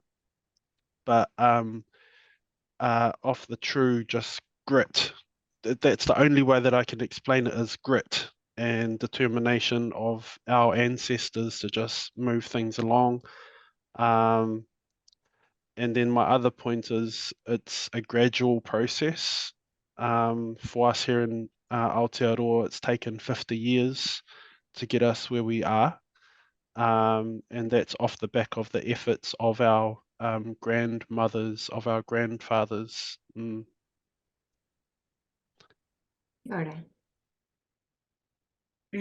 Ana Maria, tēnā koe Ana Maria. Yes, I remember you. I think one of the things that we really need to do is promote our young people, particularly because they talk about it. And one of the things I didn't, and I realized that while we were wrapping up this part of the session, was that the cultural thing to Matatini, the cultural festival, that our kids, our students at uni will give up the first week of uni to participate in their cultural festival. And we've got it right across the country now, where you've got, if you turn television on or Māori television on, you've got these kids from kohanga reo, from the language nest, primary, secondary, right through to the adults. They just love it. It's their way of communicating in their culture. It's their way of being part of that culture. And obviously the Māori language has got a great part of it. At one point, you know, most of us could do an action song and get up and do this kind of thing, but not necessarily know what we were singing and talking about. However, our kids today just love it. I think maybe one way to make it a additive and a positive thing is to have them and get, promote them and say, get them up there, whether it's in the community, because they talk to each other. The young people talk to each other, and they have all the, we all know that they're more savvy than you and I on the phone. And so I think that's one of the things that we can do to make it an additive bilingualism rather than a negative, is that, or subtractive, in that we allow that whole promotion of it. And certainly Te Matatini, this is our whole cultural festival. This is where you see these kids, from young and old, they just love it. They compete highly to be there, whether they get to the finals or not. But I think that's one way, and they get to value that in order to be part of those groups, that they really need to use Māori language. Kia ora. Kia ora, Katarina. That's a great idea. Thank you. Aroha nui. Yes, and I mean, as you said, I mean, that's the question, right? I mean, how to change that perception. And I think that, I mean, there is, as I said, a false ideology about Mije or indigenous languages and Spanish, but as you said, not for English. And I think in some cases, it is necessary to point out to that disparity. Like, when I conduct the surveys, I also talk about English, and they all have a positive attitude towards English, right? And I said, why do you fear that your children won't speak proper Spanish if they speak Mije, but you don't fear that if they speak English? And they're like, that's right. I mean, so it's necessary to point out to that disparity. But also it is necessary, I mean, I think we need to address this at different levels. So at the higher level, I think it is necessary also to lobby to change this ideology in people in power, right? I mean, because they are the ones who can dictate the national policies, and they are the ones that instituted that policy in Mexico, in which children, this educational system, bilingual education system, that was only to replace the indigenous language for Spanish. So we also need to lobby at different levels for changing this linguistic ideology. But also I think that could be linked really well to the other part, to the second panel, which is the role that radio stations, music, as Pablo said, social media could play nowadays in promoting, and I'm using the word promoting now, the use of native languages, and slowly change this false ideology that people just need to speak Spanish. Thank you. That also sounds like a great strategy. Gracias. Yes, Katarina, do you want to add something? You're on mute. Okay. Right now, can you hear me now? So I think one of the things, what's been critical is that we need to, and is what Graham was talking about, this whole conscientization, that we need to have all our people understand that this was done to us. We didn't just give it up. And that, so that we need to take that thought away that it can't be done, that it's a positive thing. So bilingualism is a positive thing towards becoming maybe monolingual in our chosen languages. But I think for me, that's a critical part in everything, whether the young children, we take our kohanga reo children to some protests or whatever.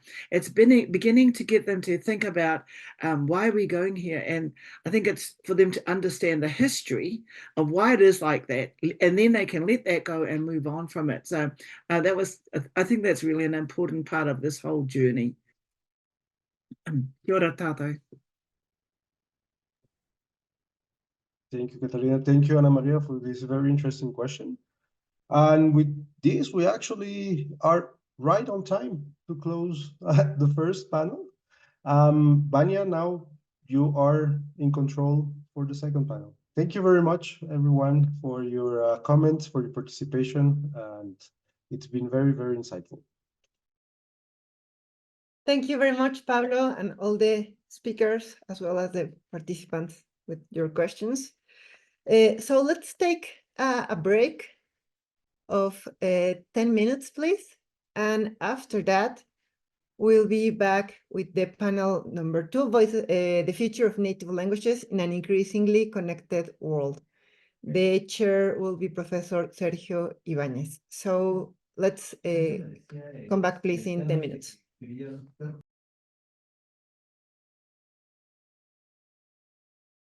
Hello again. Let's please come back to our webinar. We will start the second panel. Okay. And I'm very happy to introduce Professor Sergio Ibáñez from the Institute for Philological Research. He's the Deputy Director of this institute at UNAM, and he will be the chair of this second panel. Professor Sergio, please, the floor is yours.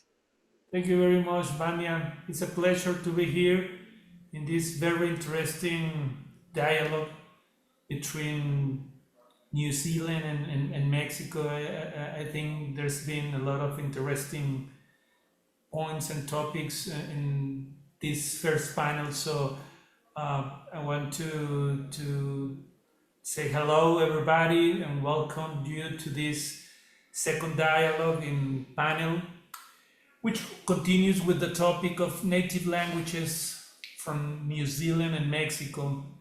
And this second panel addresses the future of native languages in an increasingly connected world. As Marshall McLuhan said several years ago, that we are living now the times of the global village, where we are in an electronic environment of social networks and virtual communities, which have changed substantially the way people communicate and interact with each other. The big question in this new global context is if this context promotes that the multiple communities around the world use their own languages, or increasingly promotes the use of the so-called international languages, which indeed are very few. Some statistics are that nowadays there are about 6,000 or 7,000 languages, but that in 2100 or 2100 there will be around just 1,000 of languages. In fact, actually, 96% of the world's population speaks only 4% of the languages. About 2 million people speak only 8 languages: Chinese, English, Spanish, Russian, Hindu, Bengali, Portuguese, and Arab. So it will be very exciting to see if this new context of technologies and in this new global village, there will be an opportunity for all communities to appropriate their languages and use it in a more wide way, or the situation will reverse this opportunity. It seems like the new environment promotes the unification of role models and promotes the very most visible cultural models are the ones that prevail, and not necessarily are promoting the cultural differences. Or we have these two sides of the coins, and it will be very interesting to see what Lucero, Flores, and Ben Matthews have to say in this respect. But let me first introduce our two speakers, and first we go with Lucero Flores. She was born in Tlaxcala, very near Mexico City. She's a native speaker of Nahuatl and a specialist in morphosyntax and documentation of this language, Nahuatl, specific from Tlaxcala, and Rafael Delgado, which is in Veracruz. She earned both her master's and PhD degrees in Indo-American linguistics from CIESAS and spent an academic stay at the University of California in Santa Barbara as a Mexican visiting Fulbright scholar. She has also spent a postdoctoral stay at the Institute of Anthropological Research here at UNAM. She has delivered lectures on linguistics and Nahuatl language courses at the Autonomous University of Tlaxcala and la Universidad Veracruzana, the University of Veracruz. She's currently working on a project titled Nonverbal Clauses in Tlaxcala's Nahuatl, a descriptive and comparative study, here at the Institute of Philological Research at UNAM. She has collaborated with the Instituto Nacional de Lenguas Indígenas, INALI, and with the Instituto Poblano de los Pueblos Indígenas. She is former level C research at the Anthropology Institute of la Universidad Veracruzana, but she is now a level C associated researcher at the Indigenous Language Seminar here at the Institute for Philological Research at UNAM. She has been awarded with the Best Doctorate Dissertation or PhD Dissertation in Linguistics Prize from INAM and the Perfil Disable Prodep Honor. She's an active member of the CONACYT National Research System. And thank you to be here, Lucero. I now introduce you to Ben Matthews, which is a graduate of the Kohanga, Rio, and Kura Kuapapa Maori movements of Aotearoa, the total Maori language education system. Ben brings with him native fluency in the Maori language, in-depth understanding of Maori customs and traditions, experience as an English Maori language translator, and his certificate in Maori oratory from Wānanga, an indigenous institution of higher learning. And he has experience teaching the Maori language at the advanced level. Ben holds Bachelor of International Business and Bachelor of Art degrees from Auckland University and a Master's of International Relations and Diplomacy from the University of Canterbury. Drawing on the case study of the Maori seafood sector, Ben's master's degree dissertation, I Am the Ocean is Me, Maori Sovereignty and Guardianship in the Maori Seafood Sector, tackled the challenges facing Maori in the pursuit of sovereignty and guardianship over their fisheries. Ben's final dissertation was awarded the highest grade, and as such, Ben shared the top 3 position in his entire cohort. His career over the past 12 years has revolved around Maori economic development with both a domestic and international focus. This has included Maori interested in the primary industries, trade policy, international relations, and indigenous to indigenous cooperation. So thank you very much, Lucero, and thank you, Ben, for being here, and I'm giving you the word for presenting yourself. Please, go ahead. Gracias, Tomás, temas, Sergio.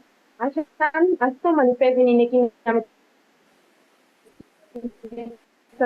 plastolica mexicana, plaston ineni plasto.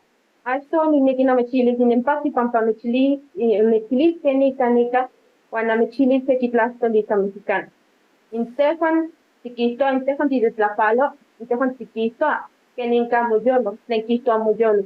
Wan ikon intefan tides la. Wanashan nikan ine mochili taki ine wan plenichik.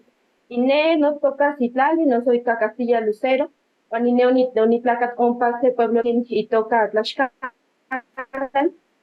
Wanumpa Unitlacat, Umpa Unimascal, Wanachan Jenny Tequitinica, Techin, Universidad Autónoma, Universidad Nacional, UNAM, Juan, Genonic Nica. La Socamati, Wanachan, Namichilis, Niki, Ika Inglés. Well, now I will translate it. I would like to speak only now, but you told me that it's necessary to translate it into Spanish, but then you told me that it will be just in English, so I will try to do my best.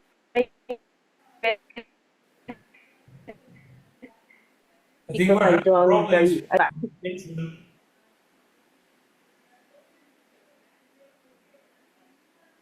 Can you hear me? Now you can hear me? Can you hear me? Go ahead. Yes, please, Lucero. Well, I began my intervention with a greeting in Nahuatl or Mexicano, the language that I speak. I literally told you, what does your heart say? How are you? And I also told you that my name is Lucero Flores Nájera. I'm from Tlaxcala, and I speak Nahuatl or Mexicano, and Spanish, and just a little bit English. Now I'm living here in Mexico City because I'm working at National Autonomous University of Mexico in the Indigenous Language Seminar of the Institute for Philological Research. I want to greet all the people who are listening to us through social media and who are interested in knowing the situation of the languages of New Zealand and Mexico, in my case, especially now. It is a pleasure to be here, and I'm very happy to meet you and to share personal experiences about the future of native languages in this increasingly connected world. And Mexico is one of the countries in the world with a great diversity of indigenous languages. Some, such as Ethnologue, says that there are 282 languages, and others, such as the National Institute of Indigenous Languages, report that there are 364 linguistic variants or dialects, which in terms of the law must be treated as national languages. Regarding to the number of speakers, it is reported that there were about 7 million, which represents only 6.2% of the total population. These numbers, these figures are already truly alarming, but we must consider that many times the number of speakers is even lower than what is reported in the census. As for Nahuatl, this is with the most speakers in the country. It has a great internal variation to the point that there could be different languages. Despite this, Nahuatl shows a tendency toward displacement and extinction in different places, particularly the generations of young people and children in many cases no longer speak the indigenous language. For the above reasons, we say that in Mexico, all the cultures and native languages are at risk of disappearing. This doesn't mean that there are no efforts to revision. Actions are being carried out from different angles to try to conserve, spread, and revitalize indigenous languages. These efforts must be collaborated and involve all those the government through its institutions, society in general, and especially the communities. Linguistic planning arises from and for the communities. Finally, I would like to highlight the work that colleagues are doing to spread and conserve their languages.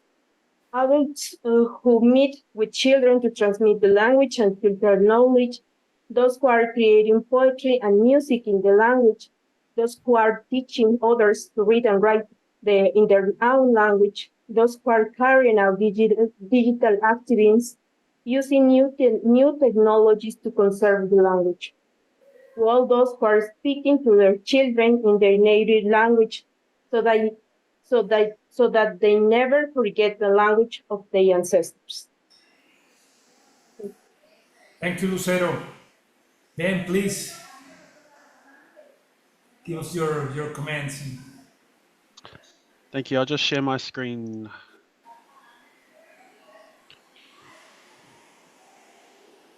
Can you please let me know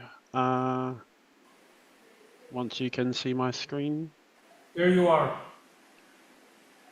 Thank you.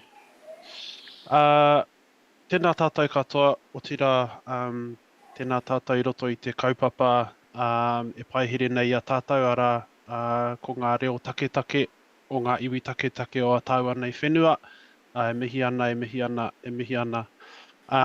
I just begin my introductory comments. I know that the focus of this panel is forward focus and future focus. For me, it's important to look back to help set the scene, and Whare Katarina has shared some of that context, and I just want to add to the context that she set. You may or may not know that in 1835, as European settlers started to come into New Zealand, that Māori actually set up a declaration of independence known as He Whakaputanga o Te Rangatiratanga o New Tireni. And in a nutshell, the Declaration of Independence declares to the world that Māori saw themselves as an independent people. And this was actually recognised and acknowledged by the British Crown or the British sovereignty back in the time. And so we refer to the Declaration of Independence as the elder to the Treaty of Waitangi, which was signed 5 years later. And so if we look at the Treaty of Waitangi, Katarina is shared with us that under the Treaty of Waitangi, Māori are guaranteed sovereignty over their rights. In these introductory remarks, I just want to share more of a personal story. So these are my ancestors. On the far right hand side, we have Te Ruki Kawiti. He was a formidable, very dedicated, very committed leader in the far northern area of the North Island of New Zealand. He did sign the Treaty of Waitangi. However, following the signing of the Treaty of Waitangi, when a lot of the rights of Māori were starting to be eroded, he stood up and he said, enough is enough. I will not allow my rights to be trampled on. I am the sovereign of this nation. I am the sovereign of my people. And so he led his people into warfare with the British Crown. And that led us into the land wars of New Zealand here. And in the years following, we see an erosion of Māori rights in relation to their language, in relation to their land, their culture, their identity. These are my grandparents. They were born and raised in a very proud proud Māori community on their homelands in Kaikohe, which is again in the far north, surrounded by their culture, surrounded by their language and their identity as Māori. But they had to move. They moved into Auckland, which is our largest city here in New Zealand, for employment opportunity. But with that urbanization comes a loss of language and a loss of culture. These are my parents, my mum and my dad, and my father, even though he was Māori, he was not raised as Māori. His parents spoke Māori, but they did not transmit or pass on te reo Māori to my father. And so my father was of the view that in order to get ahead in the world, you must speak English. There is no value in speaking Māori. My mother, on the other hand, you know, she spoke Te Reo Māori and she was very proud of her Māori language. She was of the opposite view, and my father didn't want us kids to go to Māori immersion preschool and Māori immersion school. So early in my parents' marriage, they had this conflict going on, but my mother won, and we went to Kohanga Reo and we went to Kura Kaupapa Māori. That's my mother on the right-hand side in the back, and she's holding myself. That's me as a baby. And so I was born into the Kohanga Reo movement. Kohanga Reo was established 1982. And you can see on the little signboard there in the front there that photo was taken in 1984. I was born in March 1984. And so I was born into the movement. I didn't realize it, you know, at the time when I was a child, but I was part of a movement of a resurgence, of a reconnection of our language. And so I am a grandchild, and I am a product of the Kohanga Reo movement. So these are some of the photos of my whānau, my family. So you can see that very much we are very proud to be Māori, very proud of our identity and our culture. Just 2 weeks ago, the picture on the bottom left-hand side there is me with my nephew.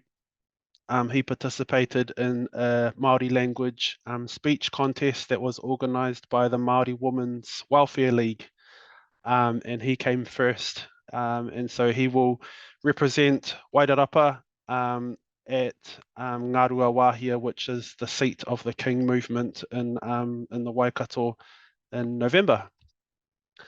And so you can see that we are very proud of our heritage. And so this is me, my wife, and our 2 boys. And for me, this is my succession plan. This is my succession plan, that I have received this knowledge from my ancestors. It's now on my shoulders to hand that knowledge and that pride and that identity onto my future generations. And I'll leave it there for my introductory comments. Thank you.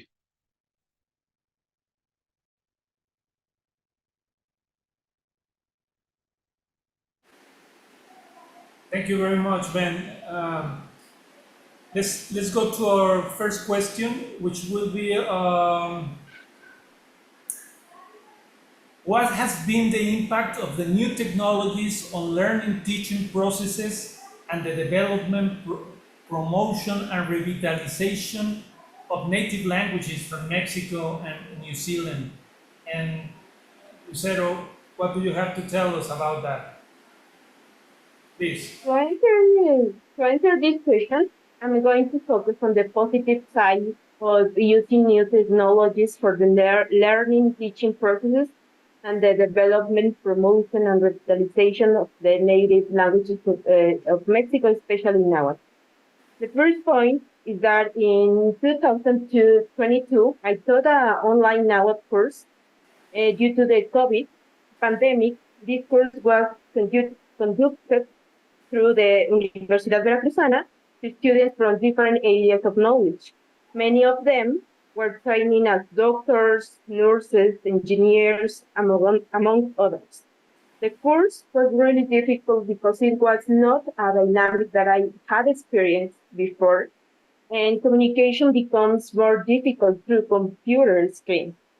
Despite these conditions, I can say that the students were very happy to learn a language other than English or French, and above all, because it represents a great achievement for them to learn a language that is in risk of disappearing, and is part of their community, regional, and national identity. Having the course through the digital platform allowed the students from different places in Veracruz to take the course, If the course had been in person, surely many of them would not have had the opportunity to learn a little bit now. The relevant thing about this course are the results.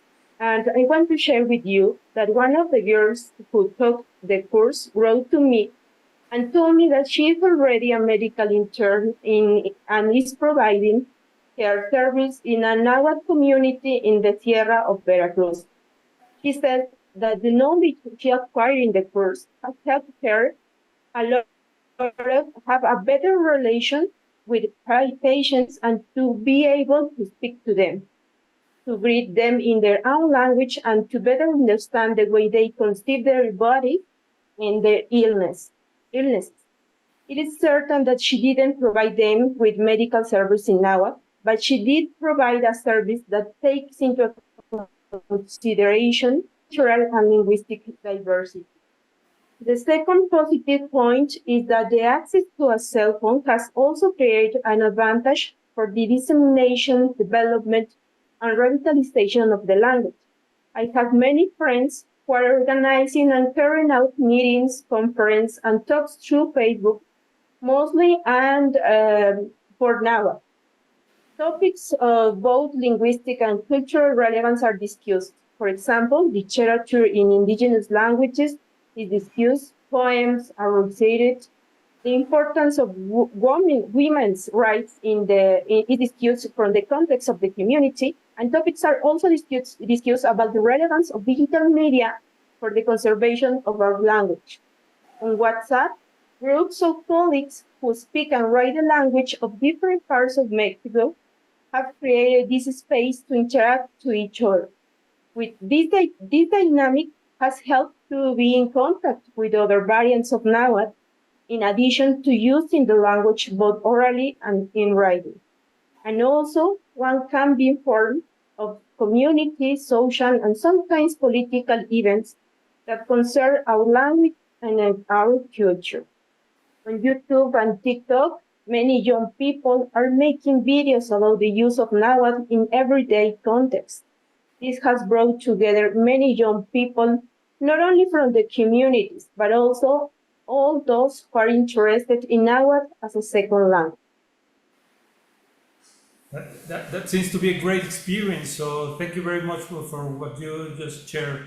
So what about you, Ben? What have you to tell about these experiences in Maori? Please go ahead.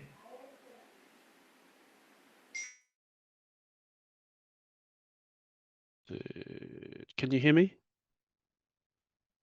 Can you see my screen as well? Yeah. So for us here in Aotearoa, sorry, just not yet. Yeah.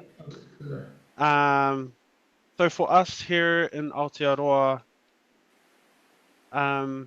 when we experienced the COVID-19 pandemic, many more opportunities for online courses to learn Te Reo Māori were made available.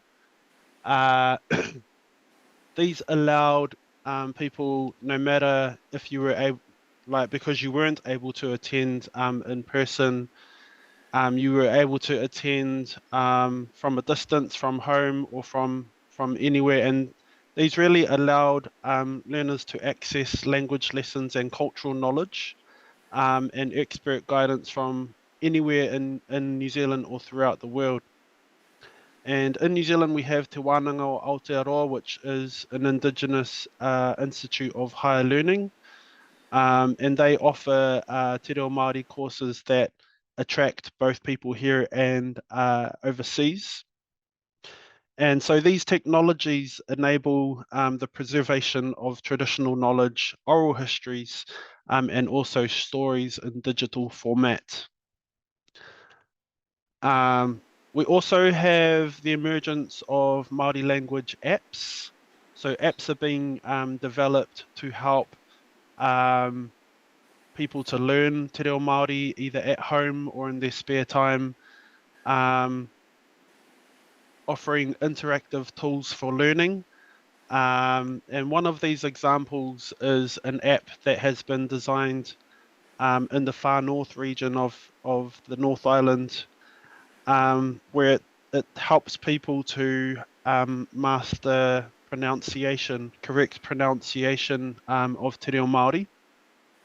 And that when you can get the pronunciation right, I think that it helps with your confidence levels, because it just doesn't sound too good when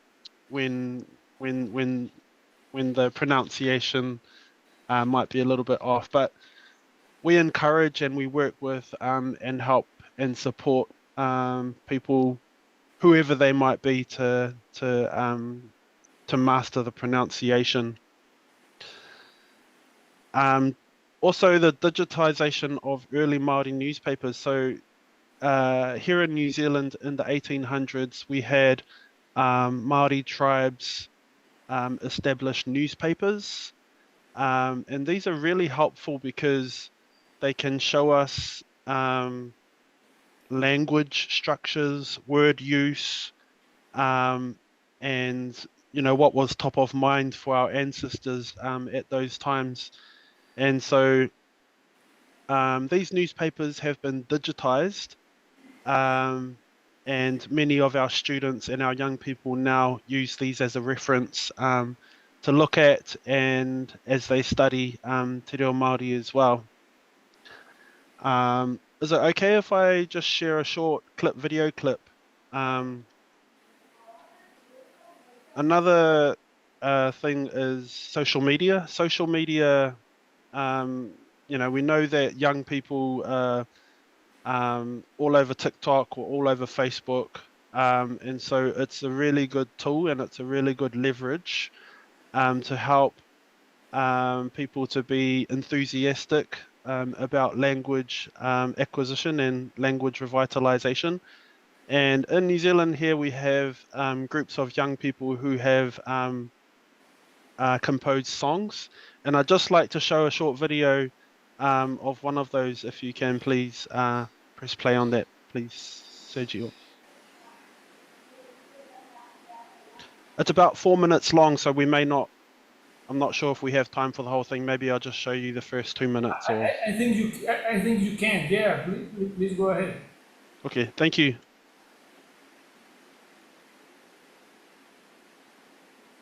Are you able to play that for us, please, or is somebody able to play that for us from your end, please?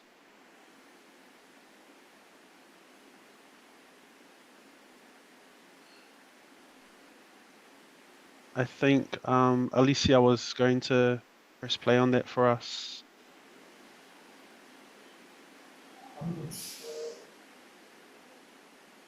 There's no audio.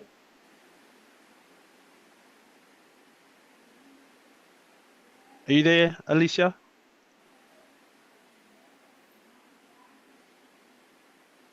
Probably she's not. No, she's not, but she's not the one in charge. Who's in charge? Yes, hold on a second, please. It's one of the Programa Universitario de Estudios sobre Asia y África.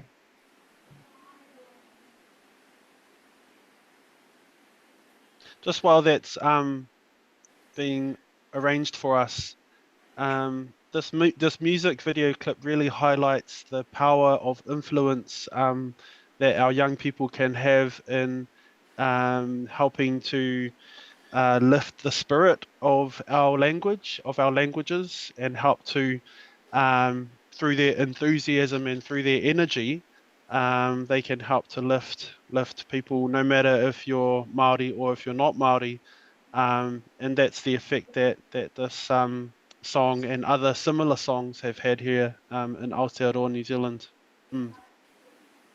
We can move on.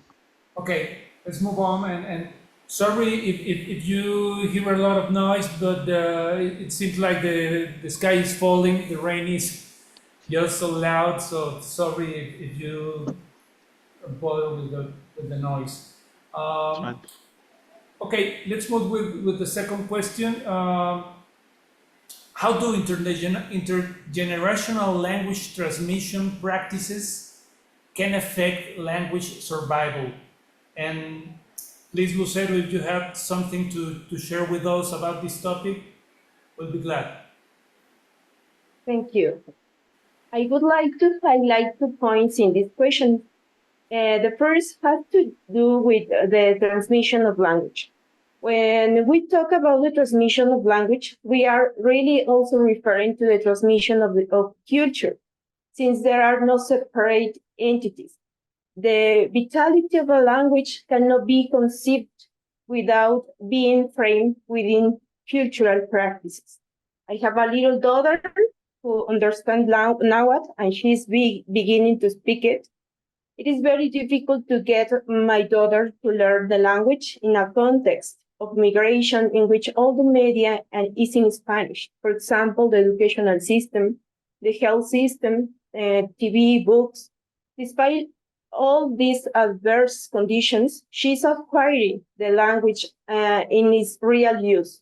When I give her instructions, when I scold her, when I say loving words to her, when we gossip about other people, when she doesn't want her father to understand her.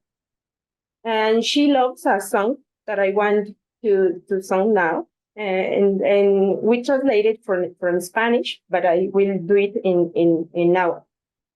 In Tehuantiquistol con Seye Kaweya, Omo Hueyo Niaya, Ipanitenko Axetoka, Kemio Kitaya, Amo Kotoniaya, Oyokinoxotok Seye Kaweya.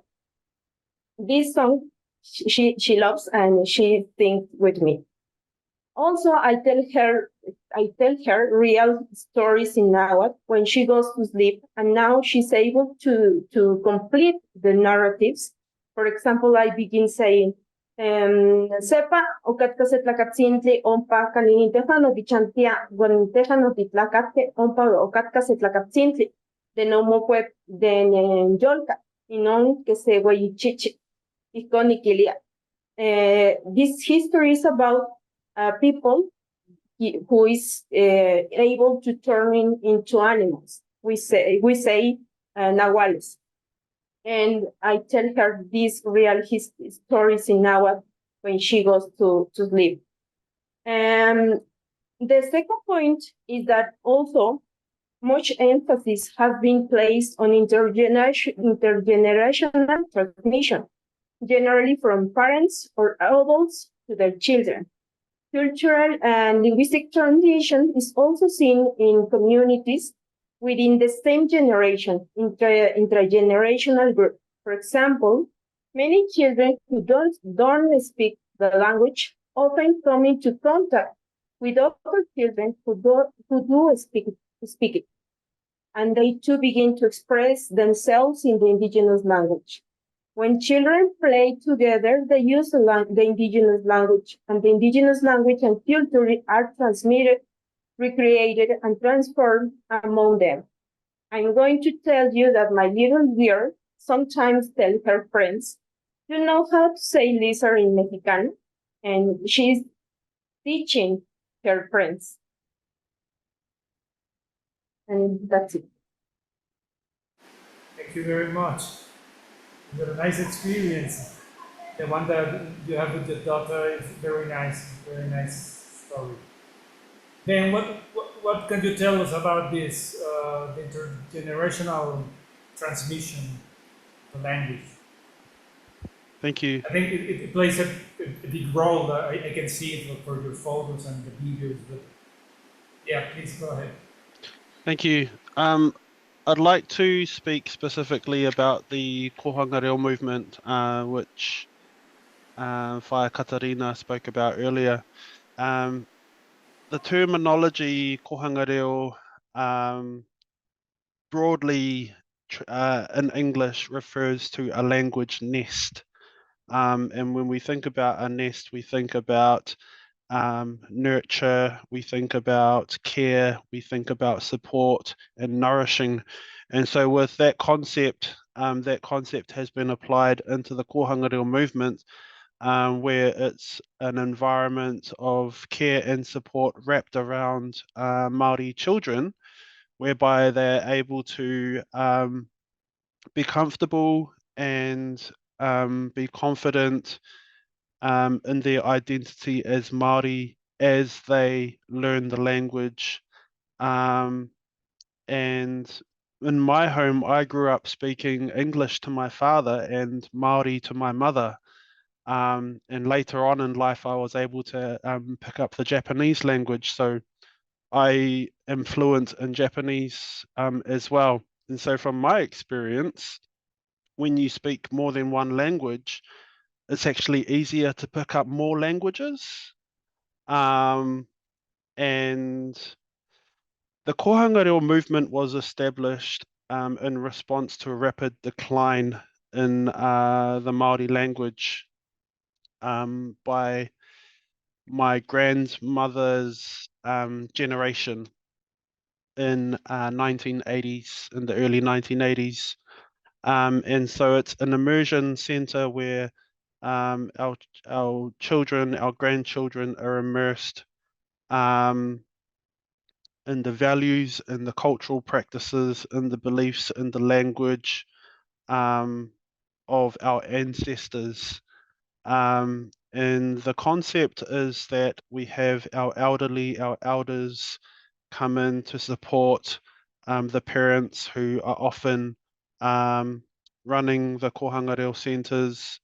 And so even that right there in that picture, you can see the multi-generational approach that Kohanga Reo takes. And when we think about the legacy of Kohanga Reo, those children who went through Kohanga Reo in the first stages are now in their 40s, early 40s. And so they have gone on to become builders, lawyers, doctors, teachers, nurses, diplomats.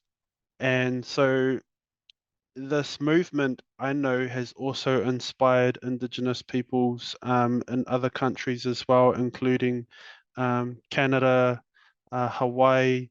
There have been discussions with Ainu in Japan and also the Indigenous peoples of Taiwan as well. And I'm pretty sure that there have been discussions with Indigenous peoples in Mexico at one stage also. In terms of the current status today, Kohanga Reo really is a story of resilience and determination. You know, although there have been challenges, there have been ups and downs in relation to a number of different challenges. Kohanga Reo has still come through, and it is today. It is what it is today because of the sheer grit and determination of our people to move the kaupapa or to move the cause forward. And that's what I just wanted to say under just also in my own experience with my own children. My wife is a second language learner of Te Reo Māori. So I was raised in Te Reo Māori. My wife, it's a second language learner. She's a second language learner of Te Reo Māori. So she struggles a bit. So more is on me to help her and to help, you know, our children. But that's an investment that of time and energy that I'm definitely willing to make. Thank you. Thank you very much, Ben. And this takes us to the third question, which is very related. And this is how does language revitalization contribute to the preservation of cultural identity? And how can we transmit cultural identities through technology? And you have talked about this in terms of the videos and in terms of radio stations, but what else can you say about that, Lucero, for example, about the transmitting the cultural identity of Nahuatl speakers and through the media, yeah. Thank you. Before not possible to conceive of linguistic revitalization without it involving the revitalization of culture. Cultural language must be understood as dynamic and intersubjective, that is, data created in communication and change over the time. Human beings adapt to new living conditions. We find words to describe new things. We use our language in new contexts. We learn new cultural practices. We transform everyday practices and so on. So by using language, we are resisting, conserving, and transforming our cultural practices, even in context of contact with a majority culture and language, which is the case, which in the case of Mexico is Spanish. I will quote the words of Miguel León Portilla. When a language dies, living things, stars, sun, and moon, human things, thinking and feeling are no longer reflected in that mirror. When a language dies, everything in the world, seas and rivers, animals and plants, are no longer thought of, nor are they pronounced with glimpses and sounds that no longer exist. Then a window, a door is closed to all the peoples of the world.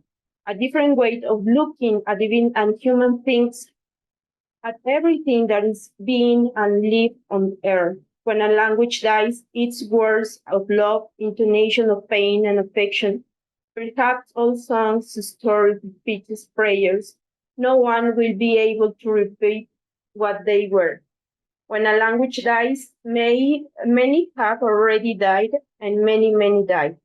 Mirrors forever broken, shadows of voices forever silenced, humanity becomes impoverished.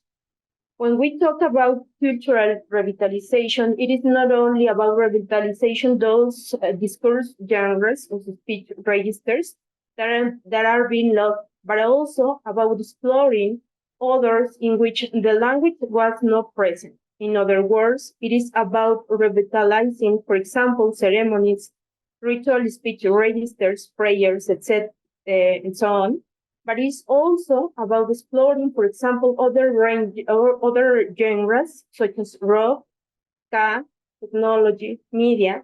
The use of technology is allowing the creation of materials, videos, and audios through which discursive genres and cultural practices that are being displayed or that have been introduced are transmitted.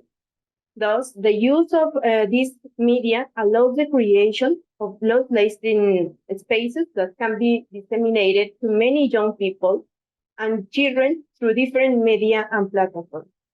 Finally, I want to show you a video that I made for Nahuatl community in Veracruz. That is an example how to transmit cultural identity through the use of technology. But I know that I have the permission to do it. You can see? Can you see that? We can see it, yeah.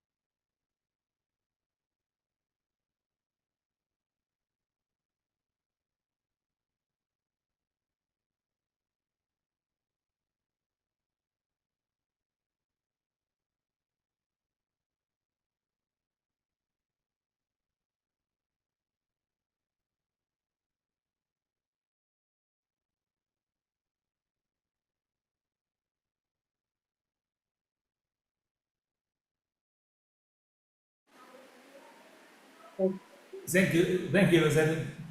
Do you want to add something else, or we No, go? that's it. Okay. That's it. Ben, please, what do you think about the if language revitalization is instrumental in preserving cultural identity, and how cultural identity can be transmitted through the media, please? Thank you. I just want to also invite Whare Katarina if she has anything to add. Sorry, Whare, I should have brought you in earlier. One of my ancestors by the name of Sir James Henare, he shared a famous quote that says, "Ko te reo te Māori o te mana Māori," which broadly translated into English means the language is the life essence or the lifeblood of Māori identity. And when we think about language, language is not just about words spoken or written. Language carries knowledge. Language carries wisdom and traditions and history of our people. And so revitalizing our language means preserving our stories, our traditions, our songs, our rituals, so that these can be handed on to future generations. Also, for Māori, te reo Māori is kind of like an umbilical cord that connects us and ties us back to our ancestors. It also connects us to the land that we live on, also handed down from our ancestors. And so speaking the language of our ancestors creates that direct link back. Also, speaking te reo Māori can help to provide community cohesion and pride. And when we think about when Māori people think about the All Blacks, our rugby team, whenever they go international, they will always begin their game with a haka, the traditional Māori dance, and our New Zealand teams at the Olympic Games, they would wear the korowai cloak, or they would sing Māori songs. And so culture was very much at the forefront of New Zealand's representation internationally. And that provides a sense of pride and a sense of belonging and tying us back to New Zealand. Also, language carries values, ethics, and morals. Yeah, and I just wanted to open up to you, Whare, if you wanted to add anything.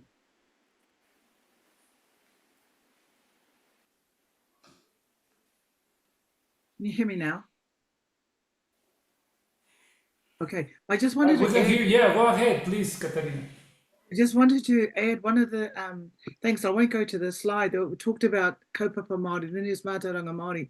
And I don't, this is not to be morbid. One of the things that we're fortunate to have, we really celebrate our loss, our people when they pass away. So we have real authentic context, if you like, where we actually can play out traditional and contemporary and even future kind of thinking about how we think of our people. And so we call these a tangihanga. This is when we grieve and for someone who might pass away. So that is a real authentic context. And I actually believe it's one of the reasons why we've been quite successful in our revitalization, because if you imagine that building behind Ben, and when we take our people there so that we can farewell them, you see the formal traditional things about our culture happening in real time, real life. And also within a contemporary situation where things are changing all the time, and certainly with COVID just happening and still present, I just wanted to say that is something that we are very fortunate to have, are those very, very authentic contexts where we come together as a people, where we share historical knowledges. And I'm just reading from my side here, shared capital generated by whānau, and it's actually embedded in real life experience.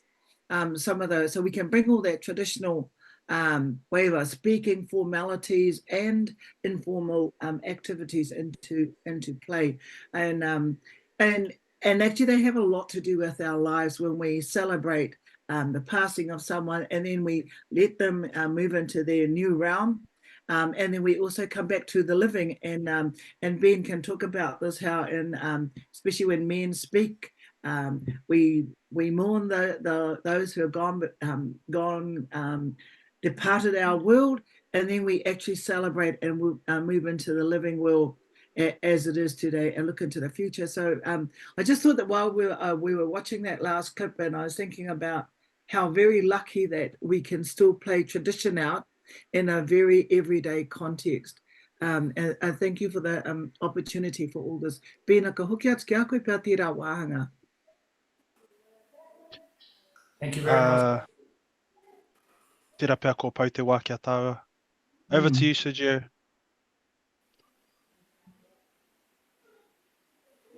Thank you, Ben. Thank you, Lucero. It's time for questions. We have just a few minutes, so if someone wants to ask something, please go ahead. Yeah, there are two questions in the Q&A. All right. By Elena Maria, who asks, can you make some comments on potential ways to promote collaboration between elders and young people to enhance the impact of language revitalization efforts on social media?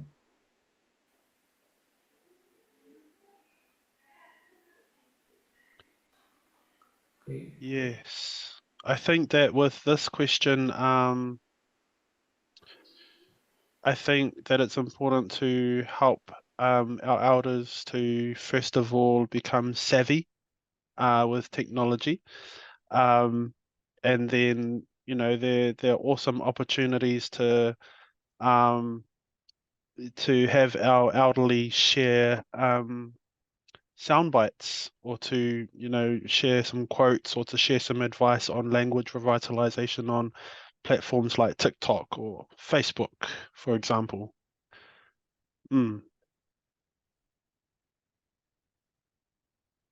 Thank you. And her second question is, how do you reconcile the at times contrasting views of elders and young people on the use of indigenous languages in modern music, either in the community or in social media? Lucero, Ben, whoever wants to take it.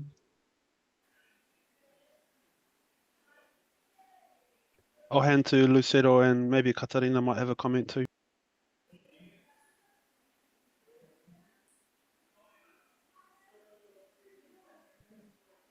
We celebrate each other, I think. My mokopuna are now 31, and I still think of them as babies, and obviously they're not. I think, and we have a lot to do with the elderly, so I think the important thing is to celebrate all of them, and we have a big thing going on now about the mokopuna generation, and these are the beans of the world who've come up through kohanga reo. And also, as Ben mentioned earlier, the role that grandparents and the elders had with the kohanga reo. So I think it's having everyone present and having a real valued role in the whole thing.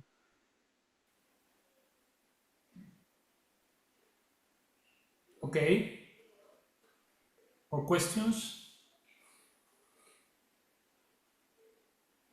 Guess not. Okay, I'm gonna thank you very much to Ben Matthews and Professor Lucero Flores. And I don't know, Vanya, if you want to add something else for saying goodbye, but it's been a very, very interesting talk in this topic. So if you want to add something, thank you very much. Thank you, Sergio, for your participation, and of course, all the professor participation. I would like also to say thank you to all the authorities that remained online during the whole activity. Thank you very much, Dr. Lilián Álvarez, Dr. Alicia Girón, and Alexander Hart-Smith.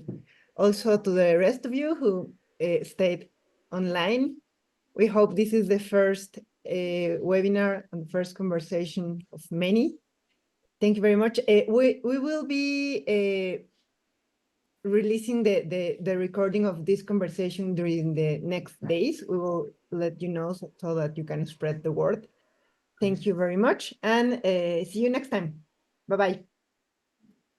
Thank you. Thank you all. Bye-bye. Thank you. Bye.